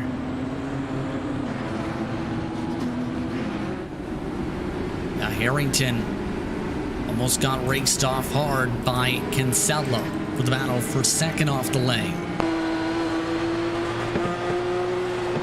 I think biggest gainer here might have been Jay Brand here. Justin might have jumped Ryan Otis and Tyler Kraft on the pit lane, about 2 spots up for the number 15 car. But The focus goes to the driver who is yet to duck down for now, Richie Hearn. Keep in mind, this is a quick yellow racetrack, so he needed to be able to come down, or has to come down eventually, you'd have to think. He needs to come down. 29 laps for Richie. Sage Karam is scored in front of him, I believe, so there is a chance of the possible wave going for him to get him finally back in the lead lap. There is the chance to go for the lead lap, though, too. You have to think, Lorenzo. He's been running the back much of the race. Yeah, but looking at Richie over here, he's diving that inside line, so I wouldn't be surprised he comes down into the pit lane. And what he wanted to do basically is, try to go a lap extra. Maybe psych yourself back to the leaders of this race and be within a very contentious position of, maybe having a lap extra in terms of fuel during the long run. He's now in the lane. Wave rounds coming around. Among them, is Sage Karam. Jason Brophy also cycles back to the lead lap, so 23 drivers are on the lead lap for this upcoming restart. Coming towards halfway, Adam Blocker, your race leader. Harrington, Kinsella, Bennett, Brandt, the top 5 as Richie Hearn completes his service of 9.1 seconds. Scored towards the back. It should be worth noting that one driver had a massive technical issue during this caution flag period. Scott Holmes, he is still on the lead lap, however.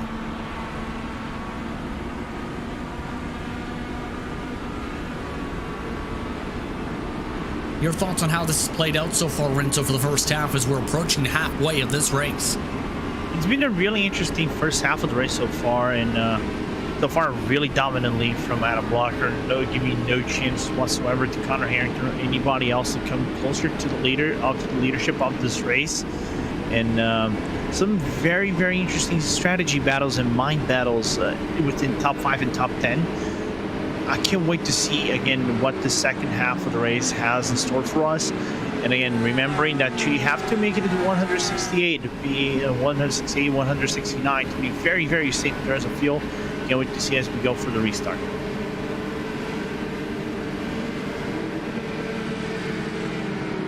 And Blanco ready to go. 103 laps to go from Indianapolis Motor Speedway for the HyperX Indianapolis 500. And domination from the one machine all day today. He's off and away. Green flag is out. We're back to racing.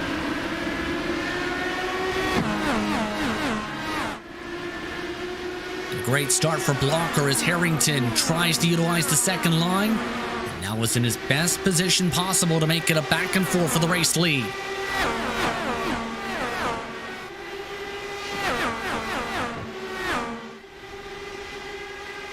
Harrington down the backstretch.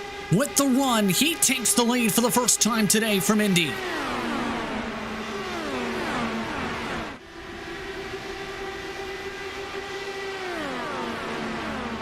So private label Team Hype is now one at the top of the pylon. As Harrington leads his first lap around Lorenzo.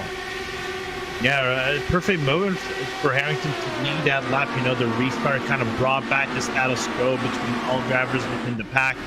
Now really looking forward to see if Adam Blocker is going to swap drafts with Harrington or to have Kinsella, his teammate of sorts, coming into the back line, the diffuser out of that blue car, the number 1 car, and allow Kinsella to become a factor for the lead battle.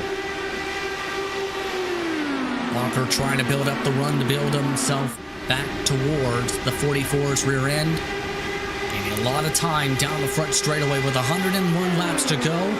Halfway this time by, coming up the stripe.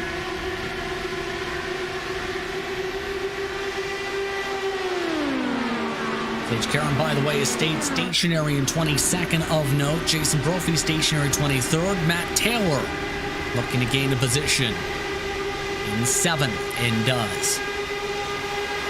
The Blocker is right back there to try and go for the swap draft. If he elects to choose so at 100 laps to go at the flag stand.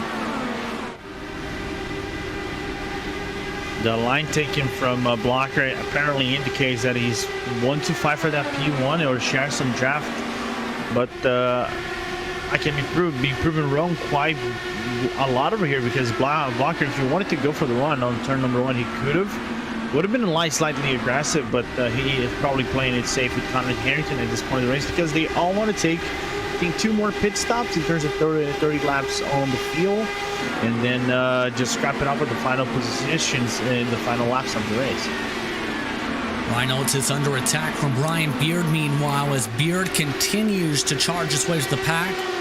That's the biggest mover with plus 21, but Brian Beard looking to match even with that. Couldn't get the run he was looking for towards the inside. We'll have to reset. As up at the front, again, Blocker lifting and not taking the run. He's trying to get close to him, Lorenzo, but I'm noticing he's lifting and coasting for a couple of seconds on the entries. Yeah, you need a little bit of lift in terms of going to turn number 1 because you're carrying way too much speed, so you need the lift regardless of what line you take, because if you just go full flat, you're basically going to take a little bit of a straw on the wall. Whether it's going to be the inside or outside wall, it doesn't matter, but you need that lift. So not surprising to see Blocker, you know, just playing conservative for now, and if he finds the opening, he's going to be starting swapping draft. After all, fuel could be a very tight conversational point from this point forward because depending on how the runs fare, it could get tight for the timing of some of the pit stops. You'd have to think, right, Lorenzo? I think so because right now they're all 7 laps within the stint. If they go 27, then we'll be right about lap 123. If they go for 30, that's 153. They probably would do like 2 stops and a half, so they need to extend that over 30 liters, maybe 31, 32. They go 64 in the next two stints. They could be safe. They could be coming up right around lap 170 for the final pit stop. And that might be what Blocker's thinking about here at the time being, keeping 41.5s at the moment. At the head of the field are these drivers. And it's looking like, at the very least, the rhythm continuing to stay afloat for these drivers, coming up to 96 to go this time.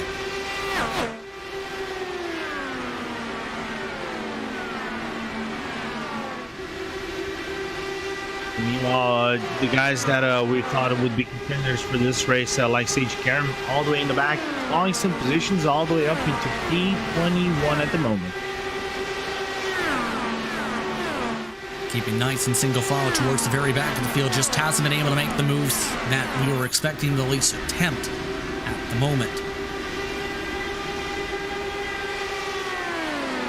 So, at the moment, continues to be Connor Harrington, who leads for private label Team Hype. Just her second major leader of the race today. And keep in mind, with the lead laps, we talked about it before, the majority of the laps was Jonathan Goke in this racetrack, 243. Entering today, Sage Karam 63, Kinsella 79 in terms of active. Adam Blocker had just 59 active coming into today, Renzo. And every lap that you can gain a good club, top 5, of course, Goke was actually a really good driver within the 500. Competed a whole lot of these 500 races, excelled in some of them, but letting the new generation to come by and take their chances. And good to see that the guys are taking advantage out of it, you know, trying to maximize their laps in this race and play some mind games again with some of the other drivers and see where they will go next. Who do you feel is someone to keep an eye on for the second half of the race as a result, and who we haven't talked too much about of? Good question. I'm probably gonna pick Tyler Graff over here because he's been quite quiet in this race. Hasn't made any aggressive moves or trying to club some spots. He's basically been playing safe in the traffic so far. Just right behind Jane Brent for the top 5 position. If we get another yellow flag, I think we can see Graff starting to be a little bit more aggressive. Whereas about lap 130, 140, as we were starting to see the weaving on the start finish line. The snakes starting to come into form here from Indianapolis Motor Speedway. Let's take a step aside when we can as Connor Harrington leads over Adam Blocker, Andrew Kinsella, Henry Bennett, Shea Brandt. Your top 5. You're watching Race Spot TV and ESTV for coverage of the HyperX Indianapolis 500.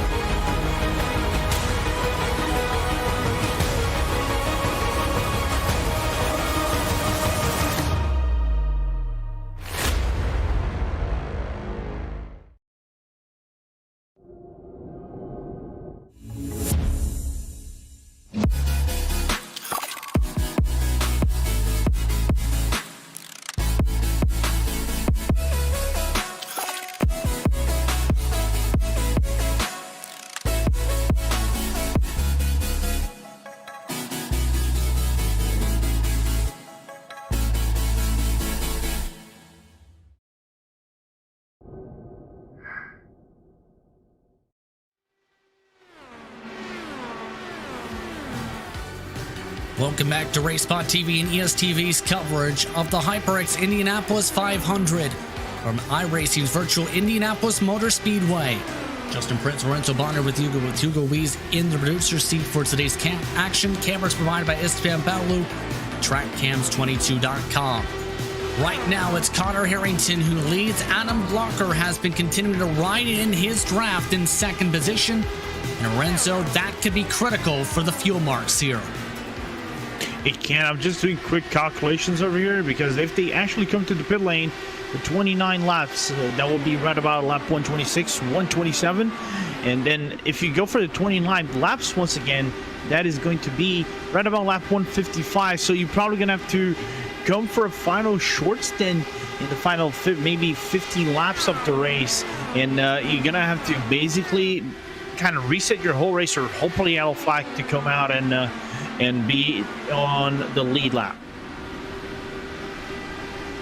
And that's going to be very critical later on in this race indeed. Big picture played here is to the inside wall.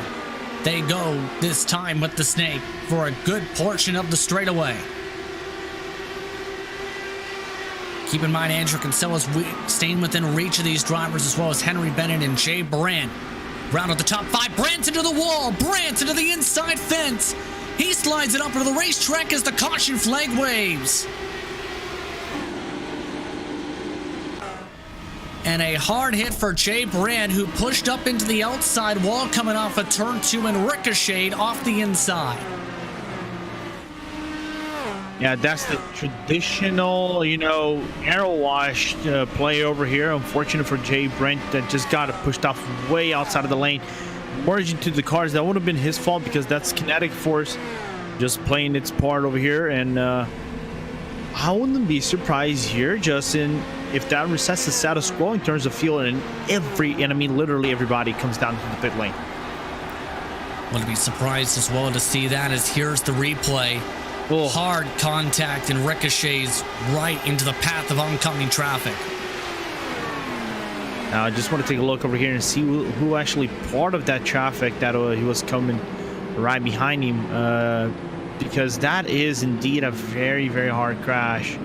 That is, the first car was Tyler Graft. After that is Matt Taylor, and Matt was the first on scene, and Ryan Notice managed to narrowly avoid it. Becomes a 2-stopper from here, keep in mind, so it's gonna get intriguing on how this all plays out for these pit stops and the pace and the speed, as Harrington is your race leader with this caution flag.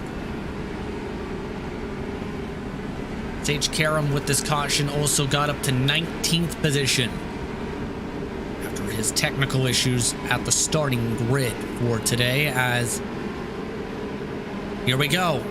Blocker and Harrington playing games nearly into the attenuator, trying to play the games. Look at that pit lane here, Justin. I told you it's going to be really busy, so expect some movers and up and downers up in this field.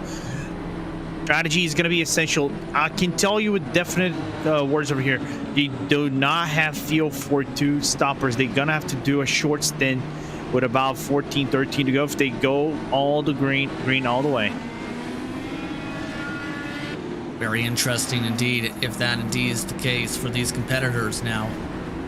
Ryan Otis, Samuel Ryman, Stephen Lurkamp all stayed out. Under this caution, Harrington was the first driver off the lane, followed by Blocker, Bennett, and Kinsella. Tower Graf rounding out the top 5 of the race off the lane. Interesting call from Otis. Those drivers have to come in the next 10 laps or so if they elect to stay out for good. Yeah, I think they're playing with the fuel strategy right here. So these 3 drivers, they probably hoping that they come into the pit lane. That would be right about 70 to 76, 70, something like that to go. And then hope that they can go green all the way and maybe get yellow flag towards the latter portion, where they probably would have to come out for a short stint. Then again, everybody cannot make with 2 gallons, not 2 stints of fuel all by themselves. They can't. In our words, the draft is going to be very vital, you're saying, Lorenzo. Yeah, vital. It's you need to work with the draft in this first stint, maximize the fuel range, try to get to that 34, 33 stint in terms of laps, and then the second one. The second one is going to be trickier than the first one, in my opinion, because you probably want to have 34, 35, but the max range, and then pray to God that nothing happens in between that. So the dice have been rolled With the one-to-go signal, 3 drivers are attempting to stay out here. Ryan Otis, Samuel Ryman, who at one point had a 1 minute and 11 second pit stop in this race, and Larkamp, who had to take a wave at one point after getting trapped a lap down. Remember, he was as high as the top 5. That puts Harrington in the midst of traffic. And how big do you feel those older tires will be for the cars in front here? And how will that factor in for the traffic, in your opinion? It's going to be tricky for those guys to make the overtakes at first. They're going to need to build up at least a lap or 2 in terms of build up in the tire heat buildup. Try to make the moves on Larkamp, Ryman, and Otis. But after that, it's all on patience. If they want to play it patiently, work the draft out to see how it's going to go, I probably would do that. Just try to play safely for now, and then go for the moves whenever adequate. Because then again, these cars, they're gonna have to be on the burnt up rubber. Aero draft is not the easiest for you to make up over here. It's not, you can get a good run, but the overtaking is kind of difficult. So can't wait to see what's going to happen. That shakes up things a little bit. It absolutely does. Some interesting wrinkles for this race. Now we're about to see how the wrinkles all unfold, and how these drivers look to smoothen out their respective strategies as this race goes on. Ryan Otis in control of the field. Pace car is off. Green flag waves. We're back underway with a great launch from the 95. Oh, and they're side by side, are running for third with Harrington getting to the outside of Larkamp. What a jump. Timed it up near perfectly to be able to already make one pass, and now Adam Blocker is pinned right behind the 62. Kinsella's also lost a spot to Tyler Graff off the launch. Ryman going for the race lead. Harrington electing to follow the line, as Samuel Ryman is now in the lead for the first time today. Well, Larkamp got loose on 3. That would allow Blocker into the outside line, going to P4. Well, Larkamp's car getting a little bit wobbly in the between 3 and 4. That they have to keep mind on that. Oh, in trouble for Sage Karam in turn 4. He is slow with significant damage in the 2 machine. As they battle side by side for second position, Karam has made contact with Luis Gonzalez Nunez. We are not under caution, however, as Ryman continues to break up that draft and Harrington starting to show some flustering. Yeah, it's unfortunate for Karam. 2 tires off. His suspension is broken. That's race done for Sage Karam. So all eyes will be on Blocker and Harrington and Kinsella, especially on those that have a chance to go for the 2 wins over here. And now you look at the replay, what happened to Karam. See contact with Nunez. They bump, and Karam straight to the safer barrier. A tough break for Karam, who had a lot of optimism coming into today with a strong qualifying performance, then started with the technical issues the second the grid started. Had to work his way back onto the lead lap, and now day possibly done for Karam. As Blocker has made his way around Ryan Otis, only Samuel Ryman remains of the drivers who are up at the very front who stayed out. Ryman looking to break the draft, but Harrington with a massive run, 4/10 the gap down to 3. And let's see how actually going to be working out for Ryman over here, and if Harrington and Blocker play aggressively with the leader of this race. And meanwhile, the third of those cars who have actually pitted on the L5, which is Tyler Graff, is actually catching Ryan Otis on the backstretch. What a gamble again for some of these drivers to stay out. Harrington trying to utilize the second line. Oh, this is well. There has been a pass between Kinsella and Graff for position back and forth. Graff able to defend though on the high line this time. Kinsella lines it back up astern. For the race lead though, Harrington to the point, rips it away from Ryman. Now Ryman, all he has to do is try to ride the best he can, the wing out of that private label team HyperX, and maximize the fuel range. If you can get through lap 70 with 73 remaining, I can see something very interesting brewing for that number 63 car. Yeah, this is going to be an intriguing call overall for Ryman. See how this plays out for him after running the back much of the day today in the 63. Now it's the question, though, of how Blocker tries to close up the gap now. Blocker 7/10 behind your race leader. They've been able to pull away by nearly 2 seconds from Ryan Otis and company. Oh, and Larkamp slow down the back straightaway. He ended up going all the way to the apron, hitting some of the bumps in turn 2, and nearly heading to the inside wall. But what a save from Larkamp. Avoided the wall on the outside. Car was sliding. He actually had to let off the gap, checked up the whole field, but managed to keep it clean on the track. I told you that car was wobbly on the restart. Well, it definitely wobbled its way nearly to the inside wall in his regard. Larkamp now back to 13th because of this wobble. Whoa. Good car control to avoid that safer barrier, though. Save of the day so far.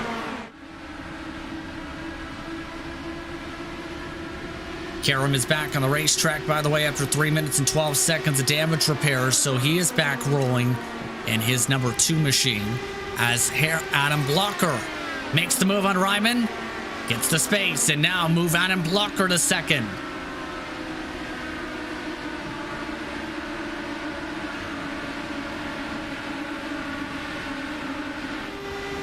Race lead separated by 4/10 once more as a result. They drive with the wind going right behind them and to their left. And the choose stopper is basically a correct mess of the choose stopper. I think that might be that will be a possibility. That is the good possibility. If you work yourself well on the field, you'll have to go for the final 2-3 lap stint refueling. But now you can see the middle of the pack getting a little bit closer, and then driving having some connection issues as now Blocker will go to the lead here, Justin. Adam Blocker back to the point with a massive run down the front straightaway. Had speeds of more than 227 miles an hour heading off into the corner. Now Blocker looks to try and hold on, or will they go for the swap draft? Yes, they will. Harrington with the swap. And now they look to break away. They have a buffer of more than 2 seconds from the rest of the drivers on their strategy. And basically the two guys are on the off strategy, kind of breaking off the pack a little bit, you know. And that's the thing I think Blocker and Harrington is, you're going to see the swap of the lead of once again want to have, you know, just instead of 3, 4, 5, 6 cars battling for the lead, you want to have as little as many cars you want to get. 2, 3, that's the perfect number you want to have for battling to the lead. Absolutely. No swap this time as Harrington shuffles the gears into the corner entry.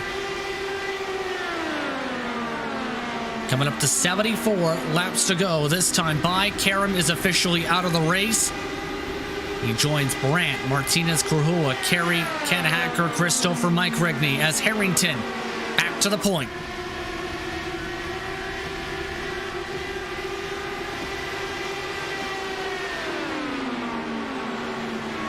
And I'll tell you one thing here, Justin, even though we're watching these two, if I'm Tyler Graft, I would try to hold nothing back whatsoever. Do not hold field. Go map 1. Chase Ryan Otis. Go for that overtake and then stay behind Lyman, because every lap that you lose the gap under green flag to the leaders is the one lap you really will be beating yourself up that, oh, I wish I had that gap towards the final laps of the race that I probably could have contended for the win. Harrington leads the lap. Blocker gets the swap. Once again, Adam Blocker to the race lead. Who will lead going into turn 3 is the big question.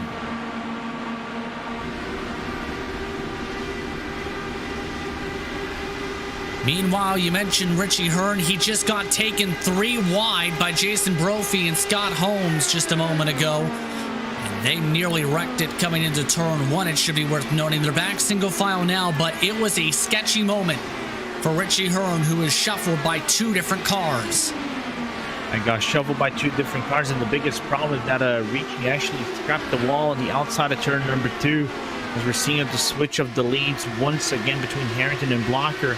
I don't know if Hearn has damage on that car too that affects the engine in the top speed, but so far keeping within the draft out of Brophy and Scott Holmes.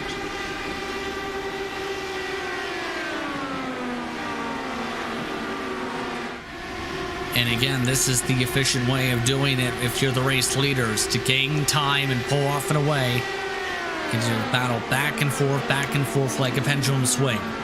Larkamp has indicated he's coming in this time by as well, by the way, in the 62 machine.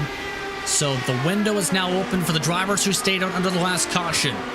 Ryman, Otis, and Larkamp are now in their window, while Blocker is back up front. Larkamp is now into the lane for his scheduled service in the Alcantech Simulations NHR Esports machine. To pass by the pergola and in for his stop. Ryman is also indicated this time by. He'll come in from the 3rd position. I wouldn't be surprised if Otis comes into the pit lane as well. Wouldn't be surprised either. Will he follow suit? Ryan Otis does not, as the top 2 now have a massive buffer of 2.8 seconds between them and Tyler Graf. As they swap for the lead, Tyler Graf ended up swapping for 3rd position as Ryan Otis let him go. And now, if you're Tyler Graf, what do you do, right? You lost yourself some contact to the leaders. You're probably going to have to hope for a yellow flag to, get closer to the leaders, bring up the status quo once again between all the drivers within the pack, lead pack, and then see if you actually have a shot to contend for the leadership of this race. Up 10 positions, was a contender in the Retro Series race we talked about. As Ryan Otis will come down for his service this time by. You see him now down to the lane in the Synergy Motorsports silver car.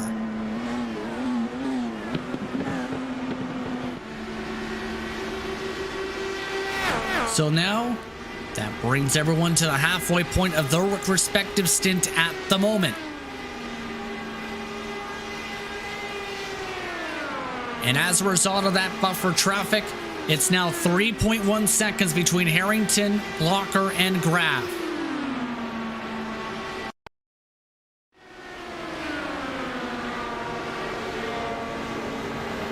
Here comes Blocker for the swap once again. Up to the point. The dominant driver now leads once more. And for Adam Blocker, keep in mind, he's your points leader as talked about with 3 victories on the season, 8 top 5s and 8 top 10s and 3 poles. Entering today's event, it's been a dominating one. Should I check myself, 4 poles. With this race today, he has been a man on a mission, looking to add his name to the record books, Lorenzo. Yeah, not only that, but he's also a back-to-back winner here this season. Can we see a triple back-to-back winner this season? He's in a good position so far, and nobody has actually accomplished that in this season so far. And I think we haven't. I hope to be corrected, but it's been rare to see this in Lionheart Racing Series, a back-to-back winner. Absolutely.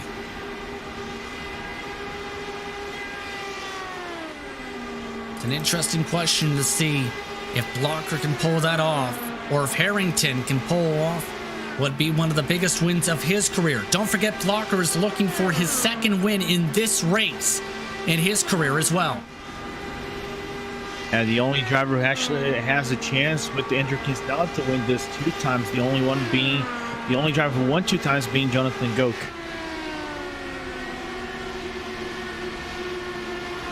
Absolutely.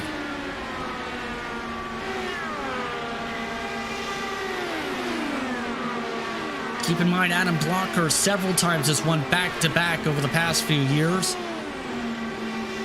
But it's just a matter of, can he get 3 race wins? the Tron.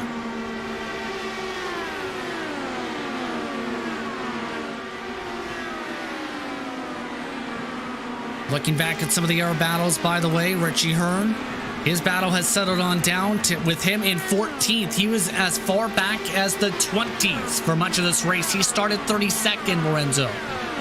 Yeah, what a performance from Richie Hearn so far. Despite some connection issues, he's having a really good, solid run so far. But still keeping on track and having a solid result so far.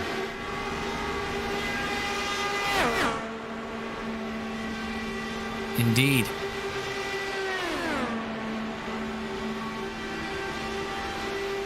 And solid for him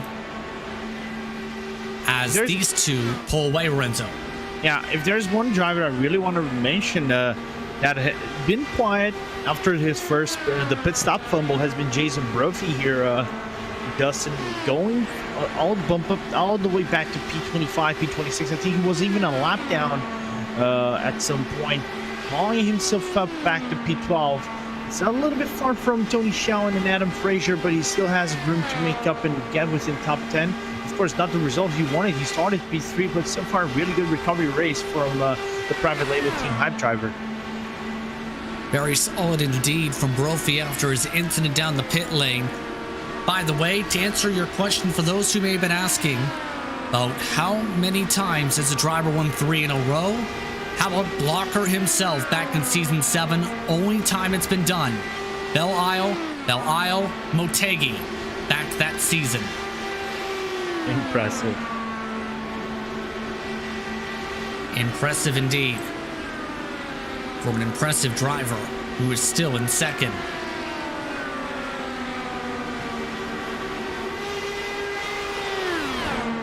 Looking through as some of the air drivers continue to shuffle themselves about. An air good driver.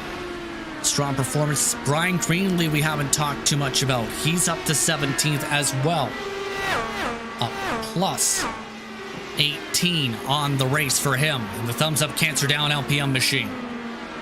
And I see Greenlee having a really good result, being the last place car on track, you know. So seeing him clawing himself up, he's about 0.6 of a second behind Luis Gonzalez Nunez.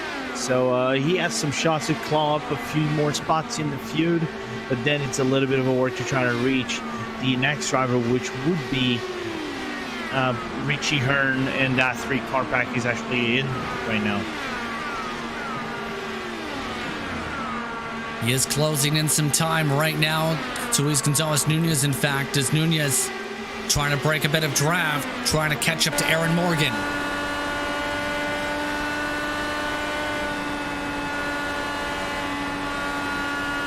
Luis Gonzalez Nunez with a lot of fanfare, but he hasn't had the luck this season.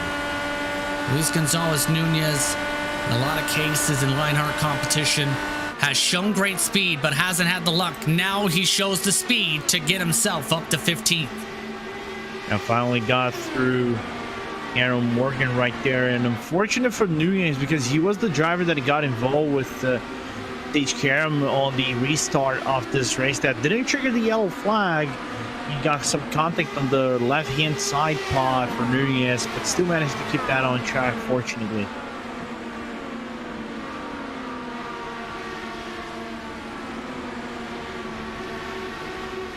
Indeed.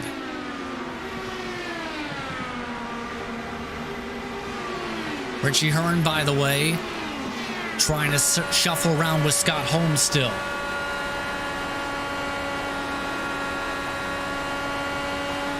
Scott Holmes for Sector 5 continues to have a very solid day.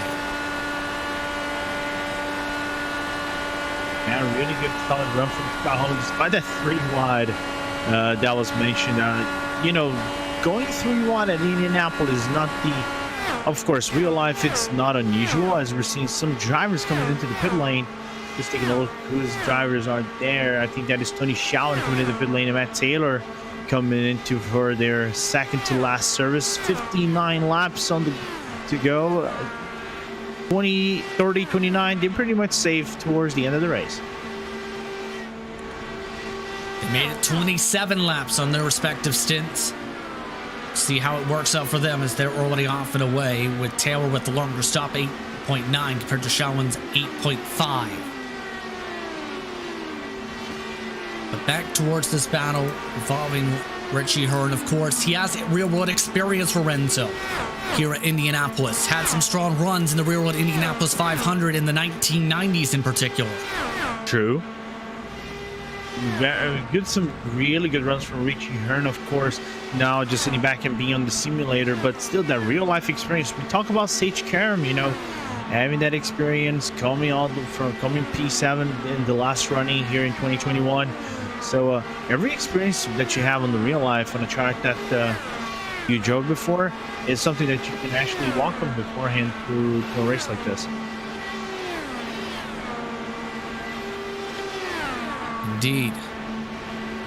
Kinsella in the pit lane. Yeah. Yes, indeed. He's in for his service.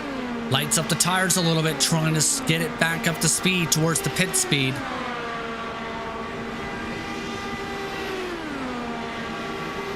As now, it's a critical time for the rest of the field. He is the first of the main leaders to come in for their respective service.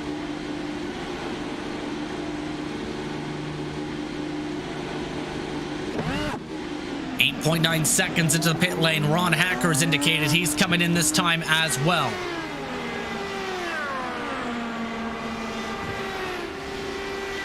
All of this is while the race lead had settled on down for a while, so those drivers for the time being stopped swapping Lorenzo, similar to the last run where they calmed down and went back single file like this.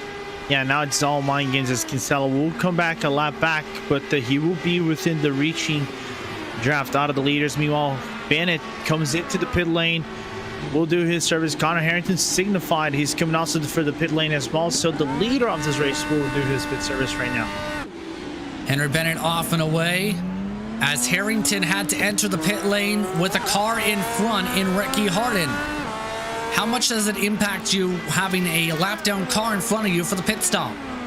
It does quite a lot because you don't know where he's going to brake and where he's going to slam the brakes to try to get within the pit speed limiter, right? So it's a little bit of unpredictable, but I think the time damage has been very minimal to Connor Harrington. Let's see how it fares out overall. Harrington 9.9 seconds in the pit box. That respective service. Adam Blocker continuing to stretch it forward.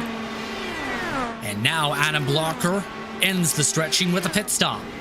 I honestly thought that Blocker is actually going to overshoot the pit lane's entry limiter. He ended up making it at the speed limit, it looked like, at the cone. Very tight when it came to that sequence, as now he rolls towards his pit box for the second to last time in this race. Tyler Graff, Adam Fraser, Scott Holmes also in Lorenzo. Yeah, everybody's going to come in for the pit lane. Now, you know what the strategy is now, Justin? There's just one. Map one, full send every single lap. Yes, indeed. And the question is, where will the full send cycle Harrington? Well, it will cycle him just in front of Blocker, all while Beard and several more come on in. And just let you know really quickly about Blocker not losing the spot to Harrington, but the rejoin for Blocker had a little bit of a tense moment because he nearly clapped the grass on the last split second before rejoining the track safely. But it was a good rejoin, but nearly clipped the grass, and that could have been disastrous for the number one car.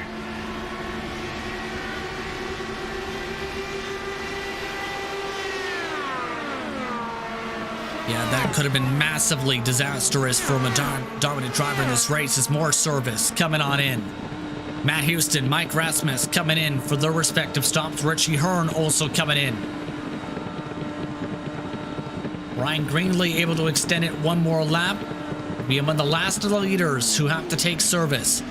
And here's the interesting wrinkle as these cars come in to think about too is, don't forget about Samuel Ryman. He is currently net P3 on the racetrack as a result of his strategy call. Yeah, but he's right about 11 laps minimal before coming into the pit lane. What he has to do right now is try to get closer to Adam Blocker and try to use the draft so he can save a little bit of fuel, because if he pits with, let's just say, in 11 laps, that would be right about 41 to go. You would basically go for 29 laps and pit with 7 to go, and it would have required a yellow flag to try to save your own race. Greenlee in for his service. Swap draft engaged for the race lead at the stripe. Adam Blocker gets the lead lap by 4/1000ths of a second. But to get back to Ryman, he is 1.5 seconds behind all of this still. That's going to be the tough part on his respective strategy. Now coming to 20 laps on his stint this time by.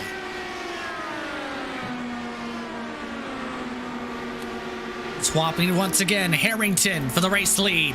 Takes it away.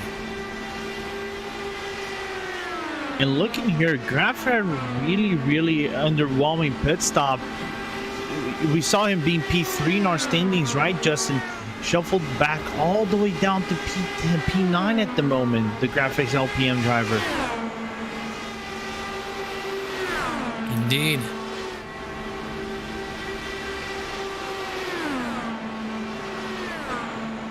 Yeah, Graf again had a 10.3 compared to the 9-second stops. Spitters have 40 seconds in the box for Graf, so that's a sign that Graf made a mistake on his pit stop sequence. Yeah, very unfortunate. Ron Hacker has now had to come down to the lane, hearing he may have had trouble with Brian Greenlee. That sent him immediately on a tow truck. Yeah, you can see, you just saw Greenlee all the way down to the back of the frame where Blocker is now leading the lap once again. Greenlee's tire is very wobbly on the right-hand side front, so he's going to have to come down to the pit lane and go for an extended service here. Unfortunate for the number 38 car. Unfortunate indeed. No caution for that situation just described, by the way. It was down the back straightaway. Here is that situation where Greenlee comes out, Greenlee comes up, and forgets there's a car there, or at least doesn't know it. I think his spotter didn't clear him of a car on the right-hand side. Even Brian Greenlee apologized effusively to Ron Hacker. He understood that it was the spotter who didn't let him know it was he had a car rejoining, or it was a car side by side. Really unfortunate. Indeed. One thing to know, there is still a tie for second most positions gained between Taylor and Beard, who are 6th and 7th respectively. There are also battles such as this one. Tony Schowen is up 24 spots in this race, with Jason Brophy providing pressure. And because we know Brophy wants to climb as many spots he wants to climb, because if you like to look on the team perspective battle right now, Adrenaline Motorsports Brand might come away with the lead over here, Justin. You never know when it comes to this type of race. This could be the turning point for that organization to take away that lead with some of the trouble for Joshua Chin. But it's been a great recovery from Brophy. I don't think either of us were sure how Brophy would respond after losing so much time in the pit lane, but it seems he's responded well and took it in stride to be able to recover to get to this point with 46 to go coming this time. Yeah, we're now under 46. Yeah, we're under 46, but it is impressive nevertheless what Brophy is doing, because with an incident like that on the pit lane, that surely takes a little bit of your confidence, because the one thing you really don't want to do is fumble in the pit lane, have a front wing damage, have to repair that front wing damage, get bumped all the way back, and have to climb yourself all the way back up again. And what Brophy is doing has been nothing short and amazing, as now he goes for the move on Tony Schowen. Into turn 3. Brophy right against the white line. Schowen trying to utilize the third line. Brophy, though, not able to get the pull as the better launch coming off the corner for Schowen. Able to hold on to the spot at the start and finish line. And Brophy's car got really loose in between 3 and 4, and that's why he didn't seal the move on the inside. But that outside line proving to be stronger than the inside line for overtakes here, Justin. We saw that time and time again that those diving on the inside, they needed some clearance from the other drivers to let them go through. And Tony did not want to let by the private label team hype machine.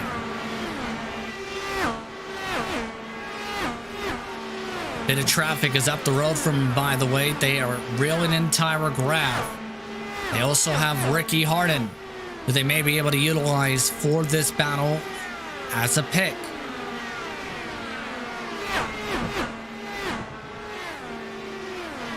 As now they make their way through the corner once more. Brophy not able to close up compared to where he was before, it seems. Struggling a little bit to close the gap. Mike Rasmus, in fact, keeping within arm's distance now.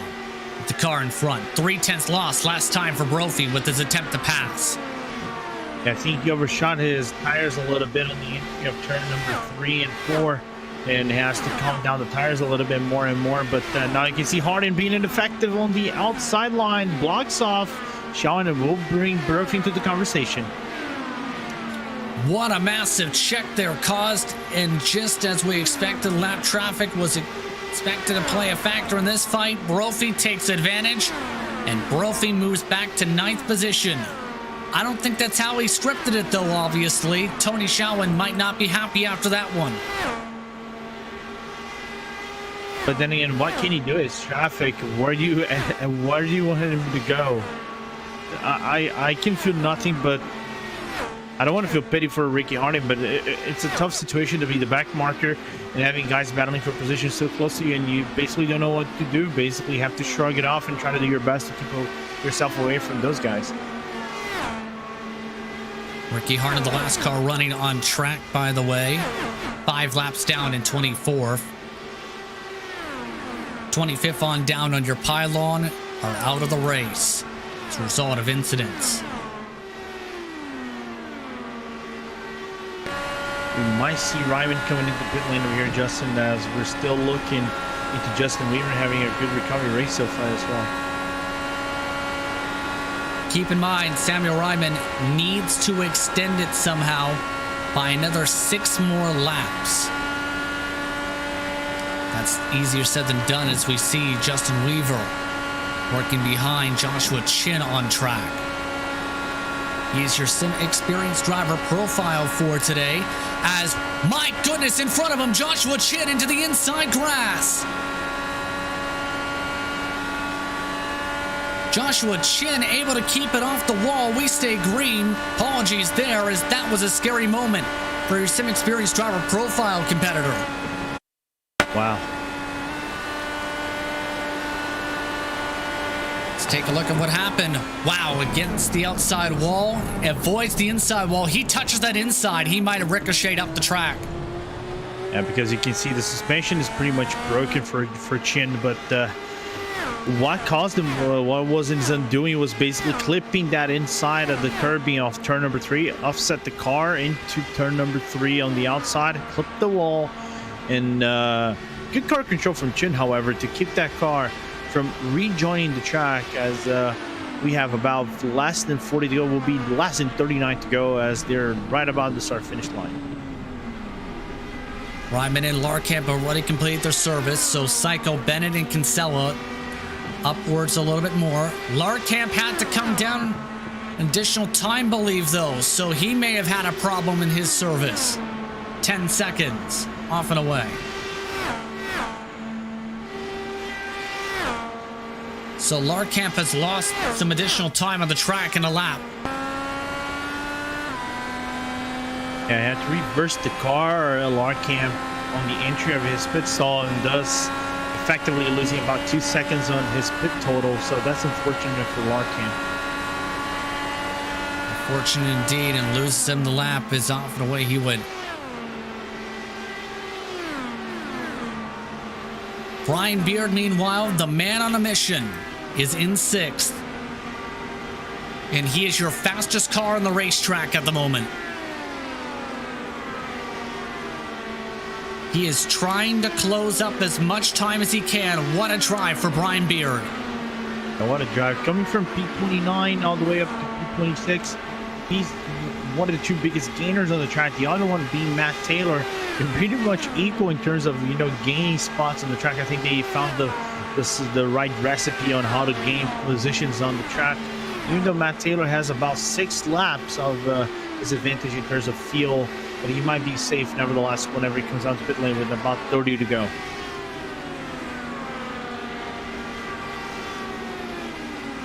Indeed, right now, in a good spot.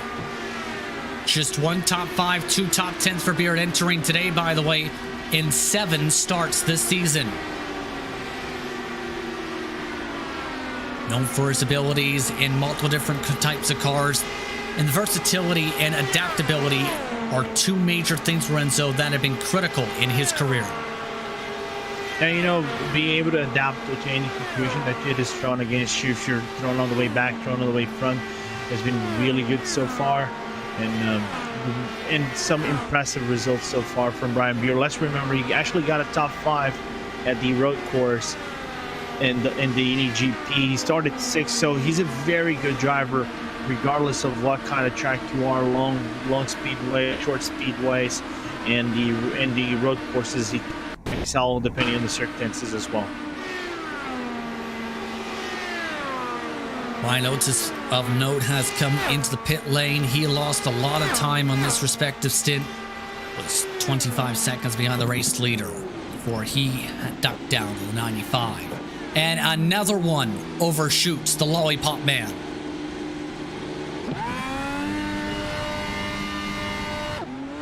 More time lost for Oates, an hour 1 to 2 seconds in the pit stop sequence as he's off and away.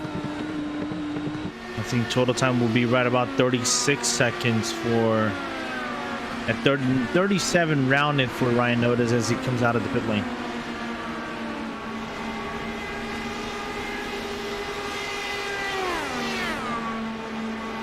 Indeed.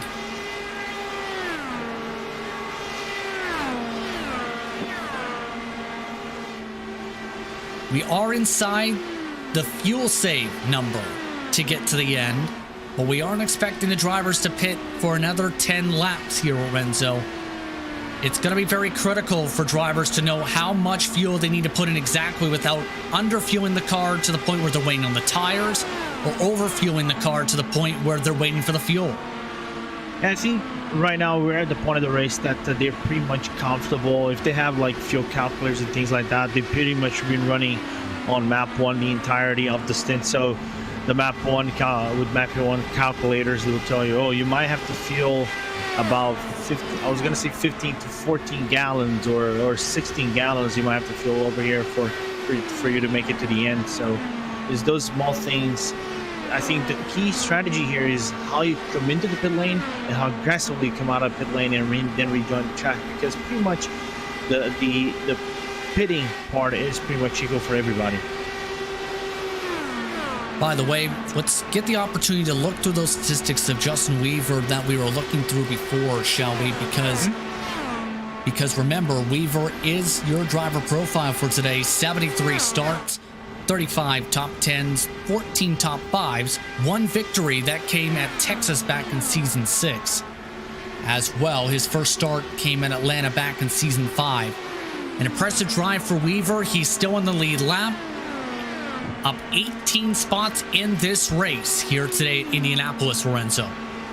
And I think he's probably trying to match the best result he has this season so far. We know Weaver only raced 3 weeks in the Lionheart IndyCar series, and he's far way down into the points standings. So seeing him probably having one of his best results this season is really good for him. It will give him a performance boost. It's so very critical to try and keep the performances up. As now, looking towards the back straightaway, Luis Gonzalez Nunez trying to get around a cluster of traffic.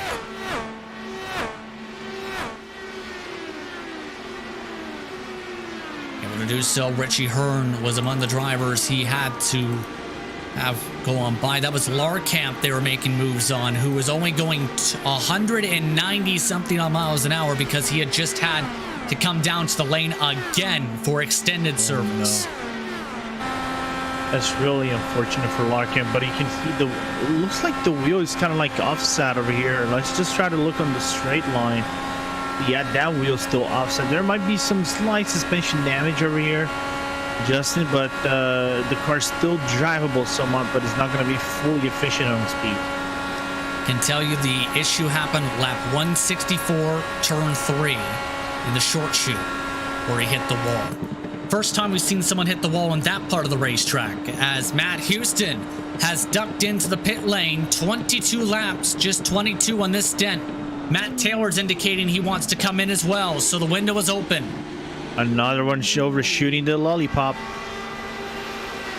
And that's in reference to, for the drivers on their side, they have a lollipop man essentially telling them, stop right here.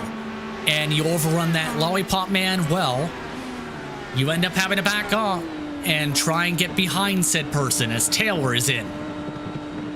And so everybody will go basically for the full stint, you know, don't want to conserve fuel anymore. So 29 laps is where you want to go. And another driver overshooting the lollipop man. You guys don't see the lollipop man over here. As Justin said, you're going to see on the client side.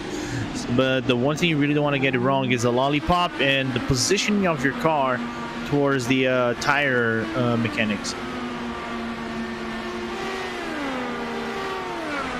Now down to 29 laps to go. Check that, 28 laps to go in this race. Now it becomes the question, when do Blocker, Harrington, Bennett, Kinsella come in, and how much fuel do you put in, to be precise? Brian Beard made it 25 laps on his stint. Yeah, so basically right now for Beard and everybody else pitting right now is a full stint, basically 7 liters, or that's right about 18 gallons, 18 gallons of fuel, if I recall that correctly. My mathematics is wrong on the gallon side, but it is a full fuel for the majority of them. The other guys might go about 3/4 of a full stint, maybe 4/5 of a full stint in terms of fuel, which can save you about a couple seconds in the pit lane, hence the importance of it. As Richie Hearn we follow along with now, the Elite West Motorsports machine. Looking very well in this race. Adam Frazier in front of them, elected to come down this time. Henry Bennett has also indicated he'll join Frazier this time. Now 29 laps for Henry Bennett, so he's coming. Harrington will have to come on the next lap. Blocker has 2. Actually, there's another lap to go if he decides to go for 29 laps. But the problem for Blocker is there is traffic right in front of him. So do you try and pit before you reach the traffic then, Lorenzo, or do you try and stick it out? So you think so? Go for pits. Go for pits. It would only be 29 laps into a stint. They need 25 laps on the fuel. The next driver in front of him is Joe Branch. Like to go up to the second and third line. In fact, this time, does he take the left turn? No, he doesn't. He doesn't take that advice, Lorenzo. He's going right into the thick of things. That's why he's a pro. I'm actually the pleb over here just commenting for you guys as Harrington stays out for one more lap. Andrew Kinsella, though, came in. He made it 32 laps on his stint. That may be the magic number they're looking for. 32 laps to close things out. Harrington has lost time in the traffic, 1.3 seconds, by the way, on the racetrack, as Kinsella makes his way to the box. And let's see if Connor here is actually going to make himself up to the box to go through turn number 4. Blocker would now come this time by. I don't believe for a second that Harrington will hold back. And Harrington's coming in with him. That was really close for Harrington because he came a little bit over speed into the entry of the pit lane, but he managed to slow the car down just in time to avoid a penalty. Here we go. Most valuable pit stop of the race. Blocker onto his marks. Harrington already trying to get moving from the jacks. Harrington 9.1, Blocker 8.5. So a quicker stop for Blocker The tough part's going to be Lionel Callisto is in front of Lockhart. You can see the distance growing as they make their way down the access road. 2.1 seconds, and that might increase a little bit because the thing is now Callisto is on the exit of the track. Now Blocker can build up the speed because he has a car to build up that speed, right? The thing, Connor has no one to work with in terms of draft as they go into turn number 3 and 4. Tower Graf has come in for his final stop as well, this time by. So he is now in for service. Mike Rasmus, Richie Hearn are the only drivers in front of the leader who've yet to pit. Samuel Ryman is 17 laps into a stint. Justin Weaver is yet to pit as well. As Blocker looking to try and join a small club that will form between him and Jonathan Goke if he can hold on for 24 more laps coming through 23. Last thing that Blocker wants is a yellow flag. Absolutely. Samuel Ryman has fallen behind Henry Bennett, by the way. That's where he is on track. That is 7 seconds behind your current race leader, who has now got a gap of more than 2 seconds and growing. Next car in front, Ricky Hart, and then it's a clean track for your race leader, or your net race leader, I should say.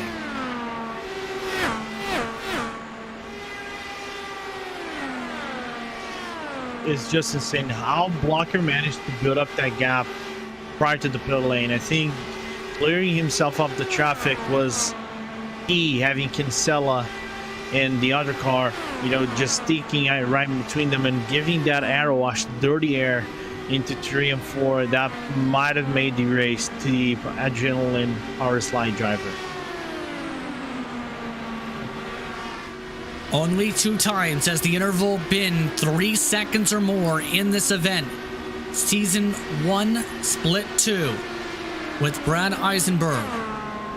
Then back in Season 4, Jonathan Goke's second, or rather first, time winning the HyperX Indianapolis 500. Look at this battle starting to form up, though. Graf right in the thick of things with Matt Taylor, Brian Beard, Jason Brophy, all fighting hard for position in a top 6 position. And Brophy's looking like crazy for a position, and it nearly went 3 wide into turn number 3. Graf is the first one through the cluster. Jason Brophy able to pass by Brian Beard on the outside as well. This is now officially 4P6 as the last of the drivers have all pit. Now it's the matter of, can Samuel Ryman get the car she's looking for to hold on to the top 4 while the dive goes on for Taylor. Let's see if Brophy actually going to try to follow through. There's a little bit of leeway between both cars. They're going to go side by side, and the only benefit in terms of this will be Brophy because we'll get closer into turn number 3. A lot of space given between these drivers, at least a car length and a half. Graf, though, on the high line, able to get the pole over Taylor. Comes Brophy. Brophy trying to line it up. Taylor trying to line it up even more so, though. Taylor, with a bit of aero wash and tightness, forced up the track. He switches to the top as Brophy goes bottom.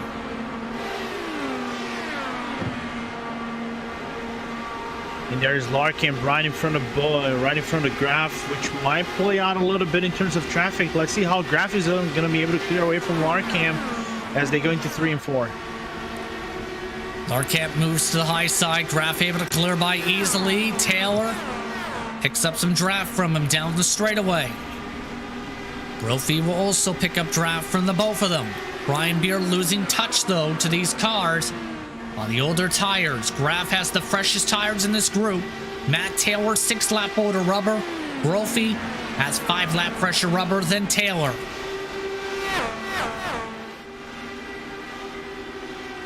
It doesn't look like much, even though it is in terms of lap bus, but 5 laps in terms of tires in a track like this is a little bit, it plays a little bit of an advantage for the cars that have the better rubber, because you put so much stress on that front right and maybe on the back ride as well, depending on the custom setup that we're actually running, that might give the advantage, you know, towards the cars that have the fresher rover to actually have a little bit of an overlap on the other cars. Oh, that's so very vital. Andrew Kinsella, by the way, you see in the pylon, is past Samuel Ryman as well for 4th position. Brophy, though, utilizing the 6th gear down the straightaway. Down to the final 16 laps of this race. Boy, what a HyperX Indianapolis 500 it has been. A race where we've seen domination from Adam Blocker much of the day. Jason Brophy looking to try and move himself up forward, though. Diving to the inside, loses more time, and has to reset. Remember when I was talking about being the 3rd car back to trying to make the moves and having the effect of the aero wash being played out in full effect, trying to make the overtake? There we are. It's going to be complicated for Brophy to make that move. He needs to do it actually on the straight and clear himself off, and hope that the driver that is actually leading that pack, if it's the 3rd car back, is not on his line during the corner entry. All of it's so very difficult. What do you do to try and overcome that, Lorenzo, then, if you're that 3rd car in the line as Brophy nearly scraped the wall? Just do the same thing, you know, full 100% pressure, and let's see if you actually got a really good run and the aero wash doesn't play in full effect. And even though they're gonna weave, they're gonna plate the snake a little bit, sometimes you can actually get yourself benefited from it. Let's see if it works out for Brophy.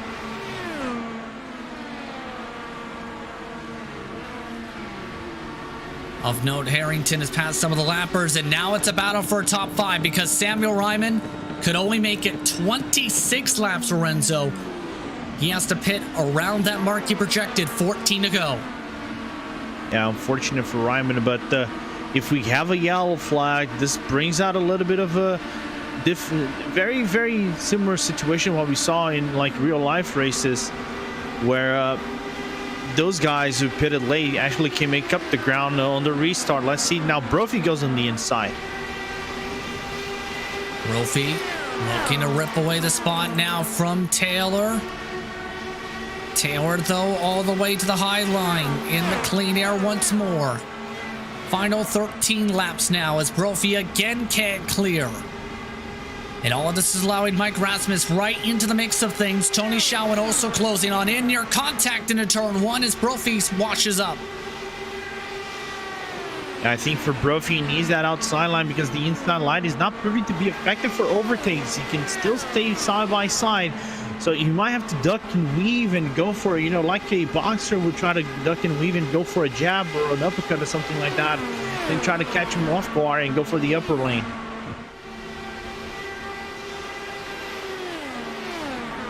Now, losing some ground again, though, in the corner.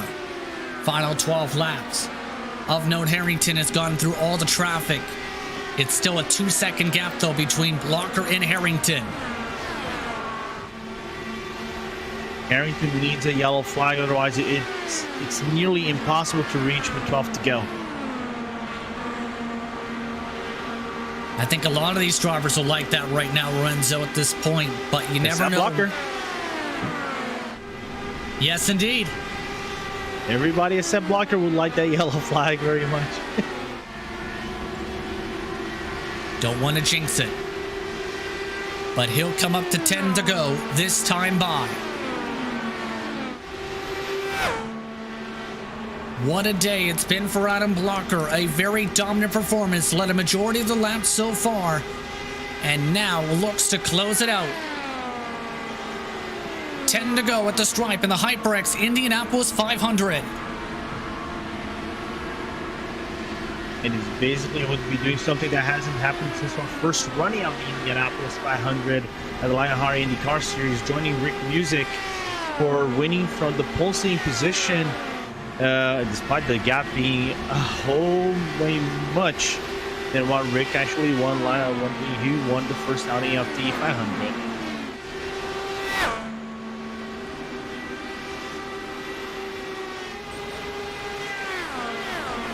Now, as this is all going on, Beard and Rasmus is now fighting for position. This is 8th spot on the track. Looking to peek up to the 3rd line is Rasmus, but not able to build up the run. They've lost touch to Brophy, Taylor, and Graf within the past couple laps or so.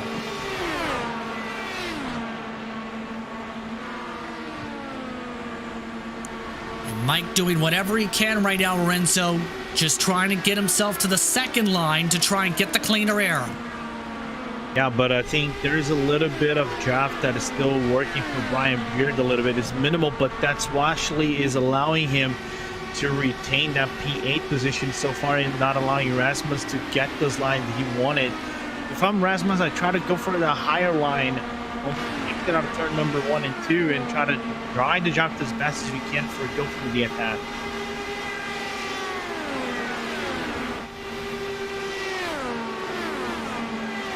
All this for valuable points for this race. Johnny Shallot also within range of these drivers by 1.1 seconds if things were to start heating up amongst these competitors.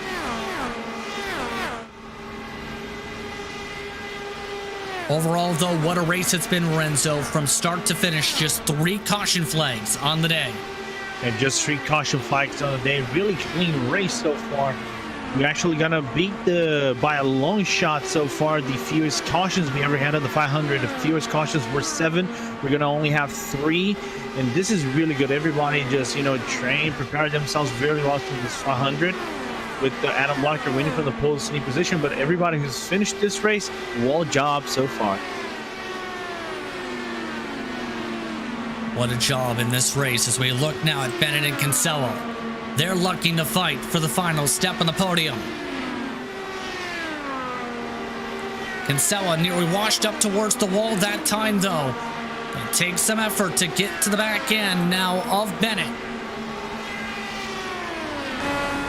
Now, there's a really good question, which I'm frowning my head over here, Justin. If you're the Adrenaline Motorsports Red crew chief or the boss right now, would you let Kinsella and Bennett to go all out, fight for the podium spot, and risk a possible crash that would take away leading points from the team standings? Because so far, judging by drivers, they have the better advantage in terms of the private label team height, because Connor's in P2.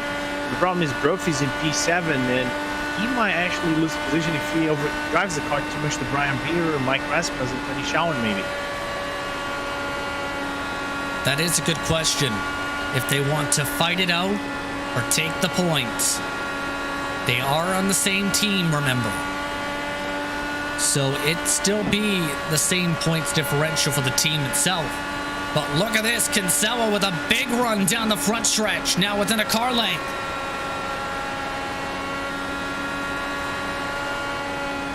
Now under 5 laps to go from the Brickyard.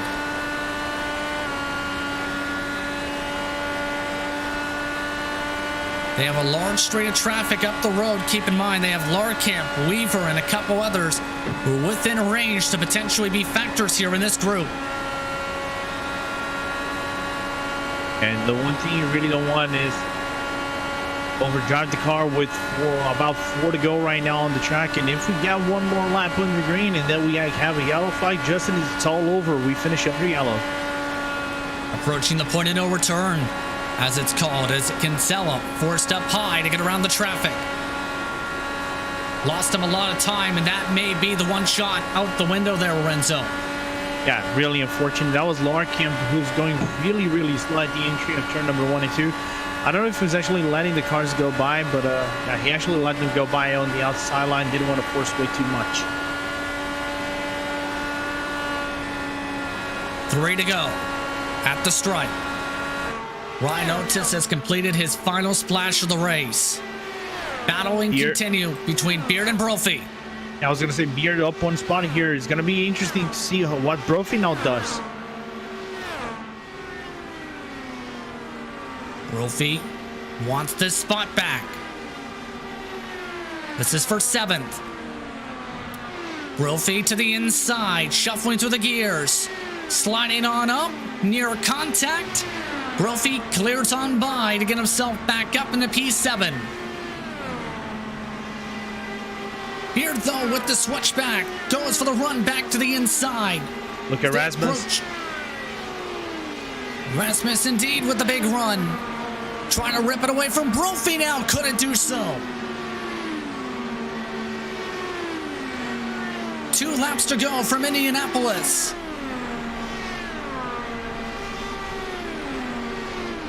Rasmus now with the opportunity to try and pass Brophy. He'll try it. Brophy, though, with the better run on the high line, able to hold on for now. This is all while Adam Blanker is coming down the front straightaway. As they weave for the battle for position, the white flag waves. Final lap is underway from the Brickyard.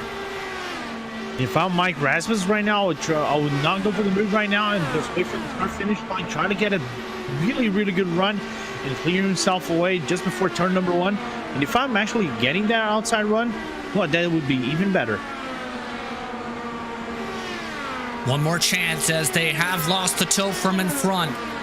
Rasmus clears on by, and he'll take the spot. Will Brophy go for the switch is the question. All this is while Blocker is ready to join elite company. Out of the final corner goes Adam Blocker.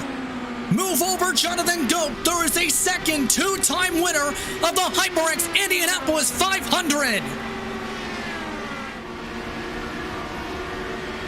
Blocker becomes the second 2-time winner of this event. An incredible drive from Adam Blocker.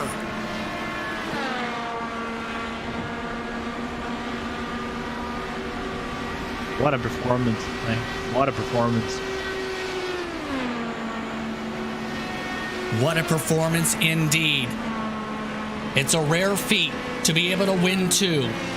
He's done just that. It's a rare feat to win from the pole. He just did that to become the second driver to do that. And now he gets to celebrate what would be a huge victory for the season. An incredible performance from Adam Blocker. Not only winning from the pole, winning more than once in the Indianapolis 500, but again, being the only driver who would win back to back to back, again, like 3 times in a row. And he's the only one who actually did that prior to this race. And now he's just, restating the dominance that is Adam Blocker at the IndyCar series here at Lionheart. 144 lead laps for Adam Blocker in this one tonight. Absolute domination.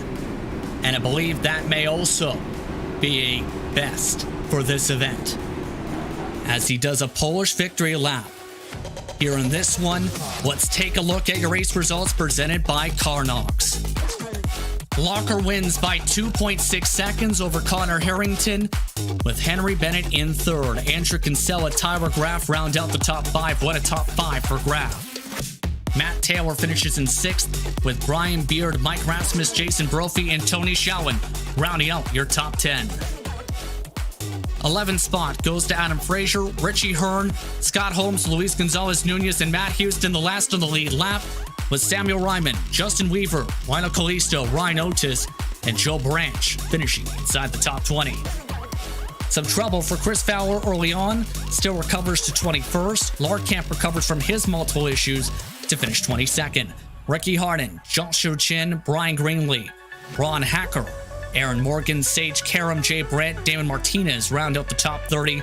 And the last of your starters were James Grahua, Brian Carey, Chris Stouffer, Mike Rigney, and Ken Hacker. Incredible finish today from the Indianapolis Motor Speedway, as that brings us into our HyperX post-race show, because the Lionheart Racing Series is powered by HyperX, makers of premier gaming gear like the legendary Ultra Comfortable Cloud line of gaming headsets. Whatever you play, however you play, HyperX knows we're all gamers. For more information on HyperX products, visit hyperxgaming.com, and don't forget to use the promo code LionHRT15 for 15% off orders. Adam Blocker continuing his celebrations and his trek to HyperX victory lane. and a chance to bring home the trophy and a magnitude of prizes and drink some milk after what was a solid performance today. Lorenzo, what a drive from Adam Blocker. What a drive. Basically a perfect week for Adam Blocker in terms of, standing as he decides to celebrate throwing that car into the wall. You can see now Harry Bennett and Andrew Kinsella joining him on the donuts. So that is a well-earned victory for Adam Blocker. And that will open up the seas even more to Connor Harrington in terms of team standings. And what a race so far. What a dominant performance. But I really am looking forward to see also this team standings in terms of what the points have brought us here after we have the results compiled. Absolutely. One of the drivers standing by right now, I believe, is Connor Harrington. After what was an impressive drive from him as well. Second place, 39 laps led for him. Private label team Hype. Let's bring him on in for our HyperX post-race show. Connor Harrington now joins the broadcast booth. Connor, do you have a copy? Yeah. Connor, first things first. Second place run today. How are you feeling about your performance? Always good to get a podium for our private label team Hype, Ethica, IndyCar.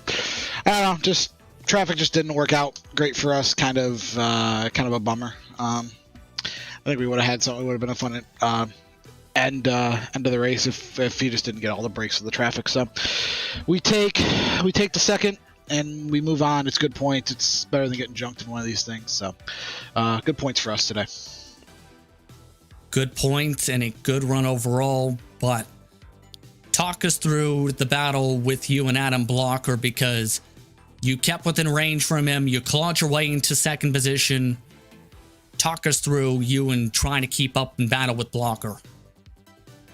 It's really. I felt like he was just trying to stay behind and fuel save. Trying to have a shorter stop, and we just lost the race in the last pit stop. I was the second slower on the lane, and I think he took a shorter stop with less fuel. So that just got us too far behind, and the lap traffic before that wasn't a big help either. So I don't know. It was just the package is just the front two swap, or you save fuel, and everybody else behind you just hold on for dear life and hope you don't plow down the fence. So, but. It was fun for a little while, and then it just kind of became just sort of riding around. Indeed, and now good points day overall for yourself in this race, and now it's the matter of continuing the season, Connor. Where do you look to head from here, especially with you trying to carry momentum forward on the season, try and continue this on forward as you go next to the Milwaukee Mile? I don't know. Flat track racing probably not my strong suit. At some point I think some other people are gonna start having some pretty bad luck for me to have a chance to win the championship. It's getting very late early, especially after last week. So we just got to keep plugging away at it. We had a pretty good team day for ourselves, so I think we gained a little bit in the points there too. So we can't be too upset, but it's just, we need some luck to go our way. So congratulations on the run today, Connor. Yep, thanks, guys. Connor Harrington, second today, but now from HyperX Victory Lane, Adam Blocker put on a dominating performance for the HyperX Indianapolis 500 to be able to lead 144 laps, to be able to add himself to the record books as the second two-time winner, and now it's celebration time. Adam Blocker now joins us in the broadcast booth from HyperX Victory Lane. Adam, you've made history. How does it feel to become the second two-time winner and the second driver to win from the pole in the history of this event? It feels pretty good. Just a big relief that no cautions or anything like that shaked it up in the last stints. I knew I would have a shot with how important track position was, and the first half of the race, basically, Sage unfortunately had his computer crash, so he wasn't able to grid, but it meant that he was basically up there with the leaders with how things kind of shaked out. So yeah, I just decided, to let him lead. There was no point in really fighting him, and I was going to use him to save fuel off of, and I was doing that, and it was working pretty good. And then, yeah, I mean, and once we got into the middle stages of the race, there was a point where we were going to have to hit a big fuel number. I think the caution with like 95 to go or something like that. So I let Connor lead, and I was gonna save fuel off of him. I'm not sure if I could have hit the fuel number to make it to the end, especially with how hard it was to follow on old tires. Like, you need to follow close to get close following distance to make a good fuel number, and I wasn't quite doing that. So I was happy we got a caution with like 86 to go, and yeah, then it was just a duel between Connor and I. Yes, indeed, it became that duel, but in the end, you persevered and nailed the strategy. How difficult was that to nail it lap after lap, because you were able to break away many cases from Connor Harrington, especially after the pit stop sequences? Yeah, I mean, I was honestly not expecting to break away from him. I was just, focused on hitting my marks. I knew it was going to be pretty tough to break away, but in that second pit stop, I'm not sure if he was sideways in his box or just less aggressive on pit in or something, but I didn't like nail it, but I was kind of conservative. But because I made sure I didn't want to make a big mistake, but I was still pretty close to what I felt was a good, both getting in my box and getting in pit lane. So yeah, and then after that, it was just managing lap traffic. He almost had a chance with how he caught lap traffic. He almost got my toe, but yeah, I was just having to be really aggressive with lap traffic to make sure that I kept him behind. And yeah, thankfully the lap traffic was pretty cooperative. Indeed, it was cooperative today. Have to ask you this, of course, with the tradition of Indianapolis Motor Speedway, what kind of milk will you be drinking with this victory tonight? I need to go. Honestly, I don't really have any, so yeah, just find some whiskey or something else to drink. But yeah, it'll be good. Yeah, I just want to thank all the team for for the efforts. John Vogel, Henry, Andrew, Tony, Joe, and Brian. Everybody. Most of us had a good race. Unfortunately, a couple of us had issues at the beginning, but yeah, 1, 3, 4 is a great result, and yeah, hopefully we can carry this momentum into future races. Congratulations, Adam, on the victory today. A historical day in Lionheart competition. Adam Blocker, your race winner today by 2.666 seconds over Connor Harrington. What a performance by him today. What a drive by him overall. Lorenzo, I want to turn to you for a moment. Incredible, to say the least, the history that was made today.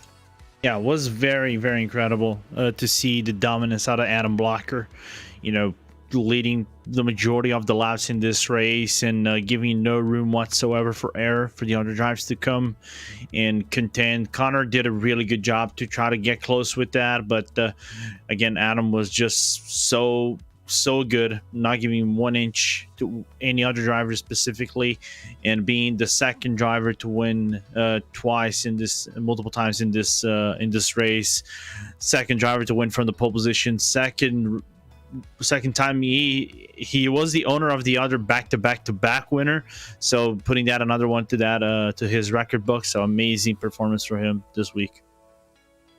And an amazing performance as well from one of his fellow friends, Andrew Kinsella, who came away with 4th position today. I believe he's also now standing by after what was an intriguing race from the 41 machine.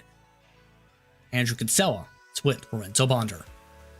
So, Andrew, let me just talk. I want you to talk us through the drive that you had, man. You really had a really good start. Had to claw yourself back up a few spots because you were bumped out back because of the pit lanes. But I think all in all, P4, it's a result that you and your team are pretty much satisfied with.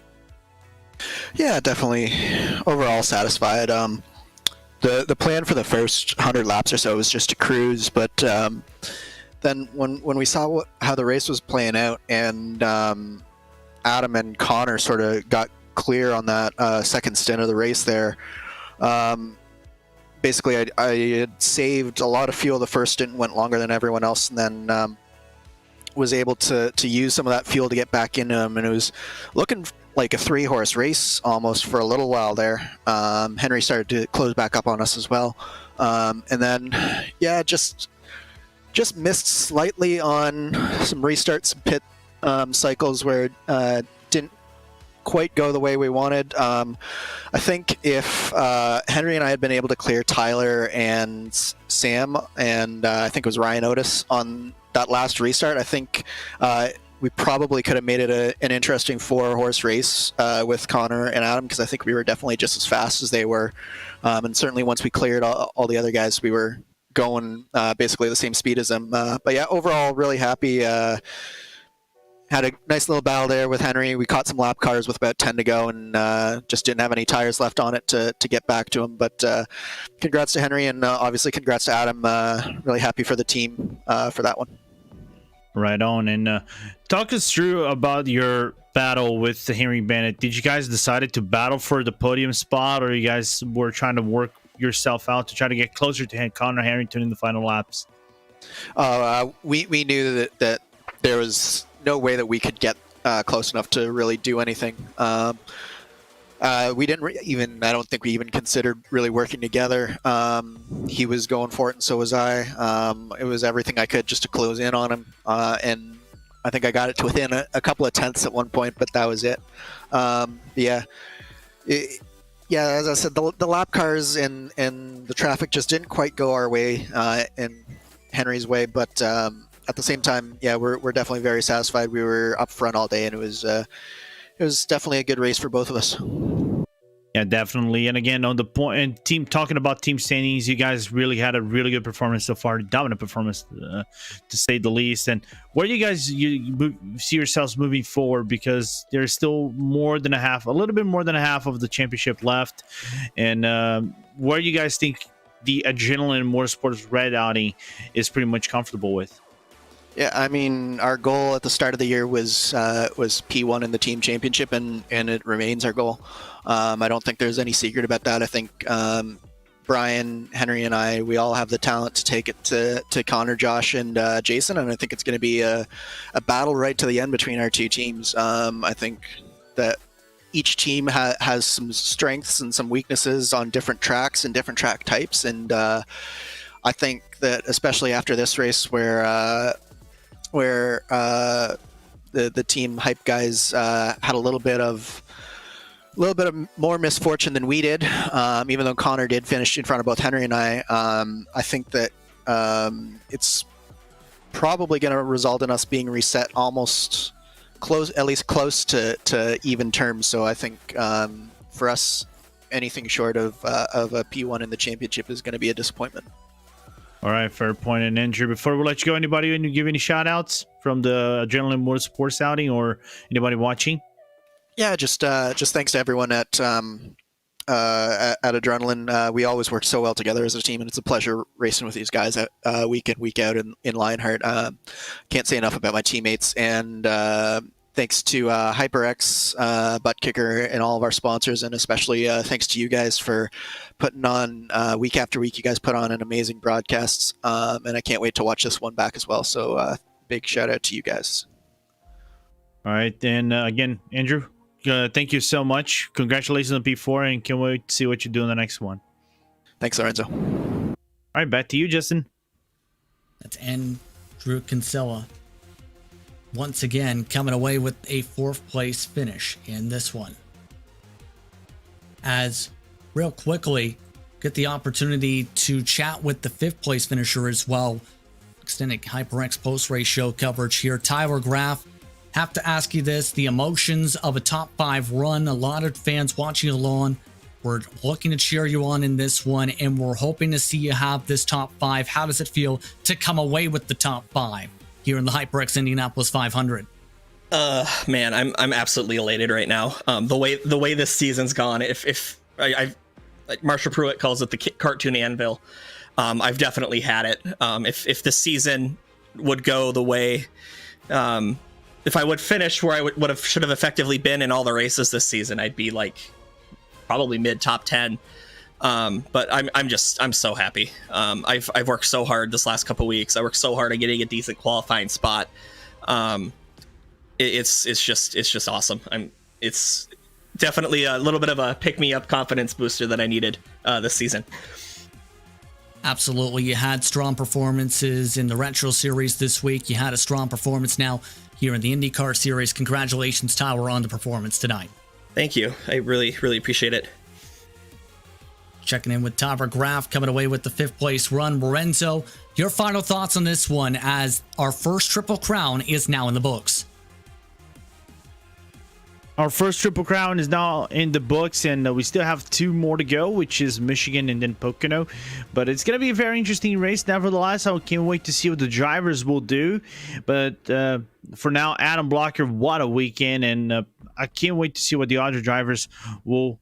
not Pocono, it's actually Auto Club, as you guys see the schedule over here. It was like correction, but nevertheless...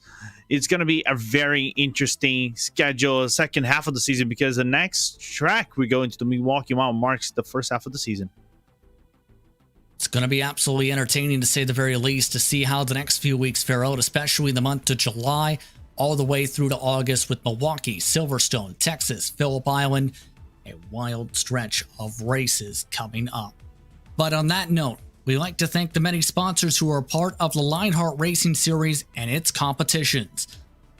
For sim racers, the Butt Kicker Gamer 2 simulation kit adds a missing driver-to-car connection, bringing more realism to your sessions.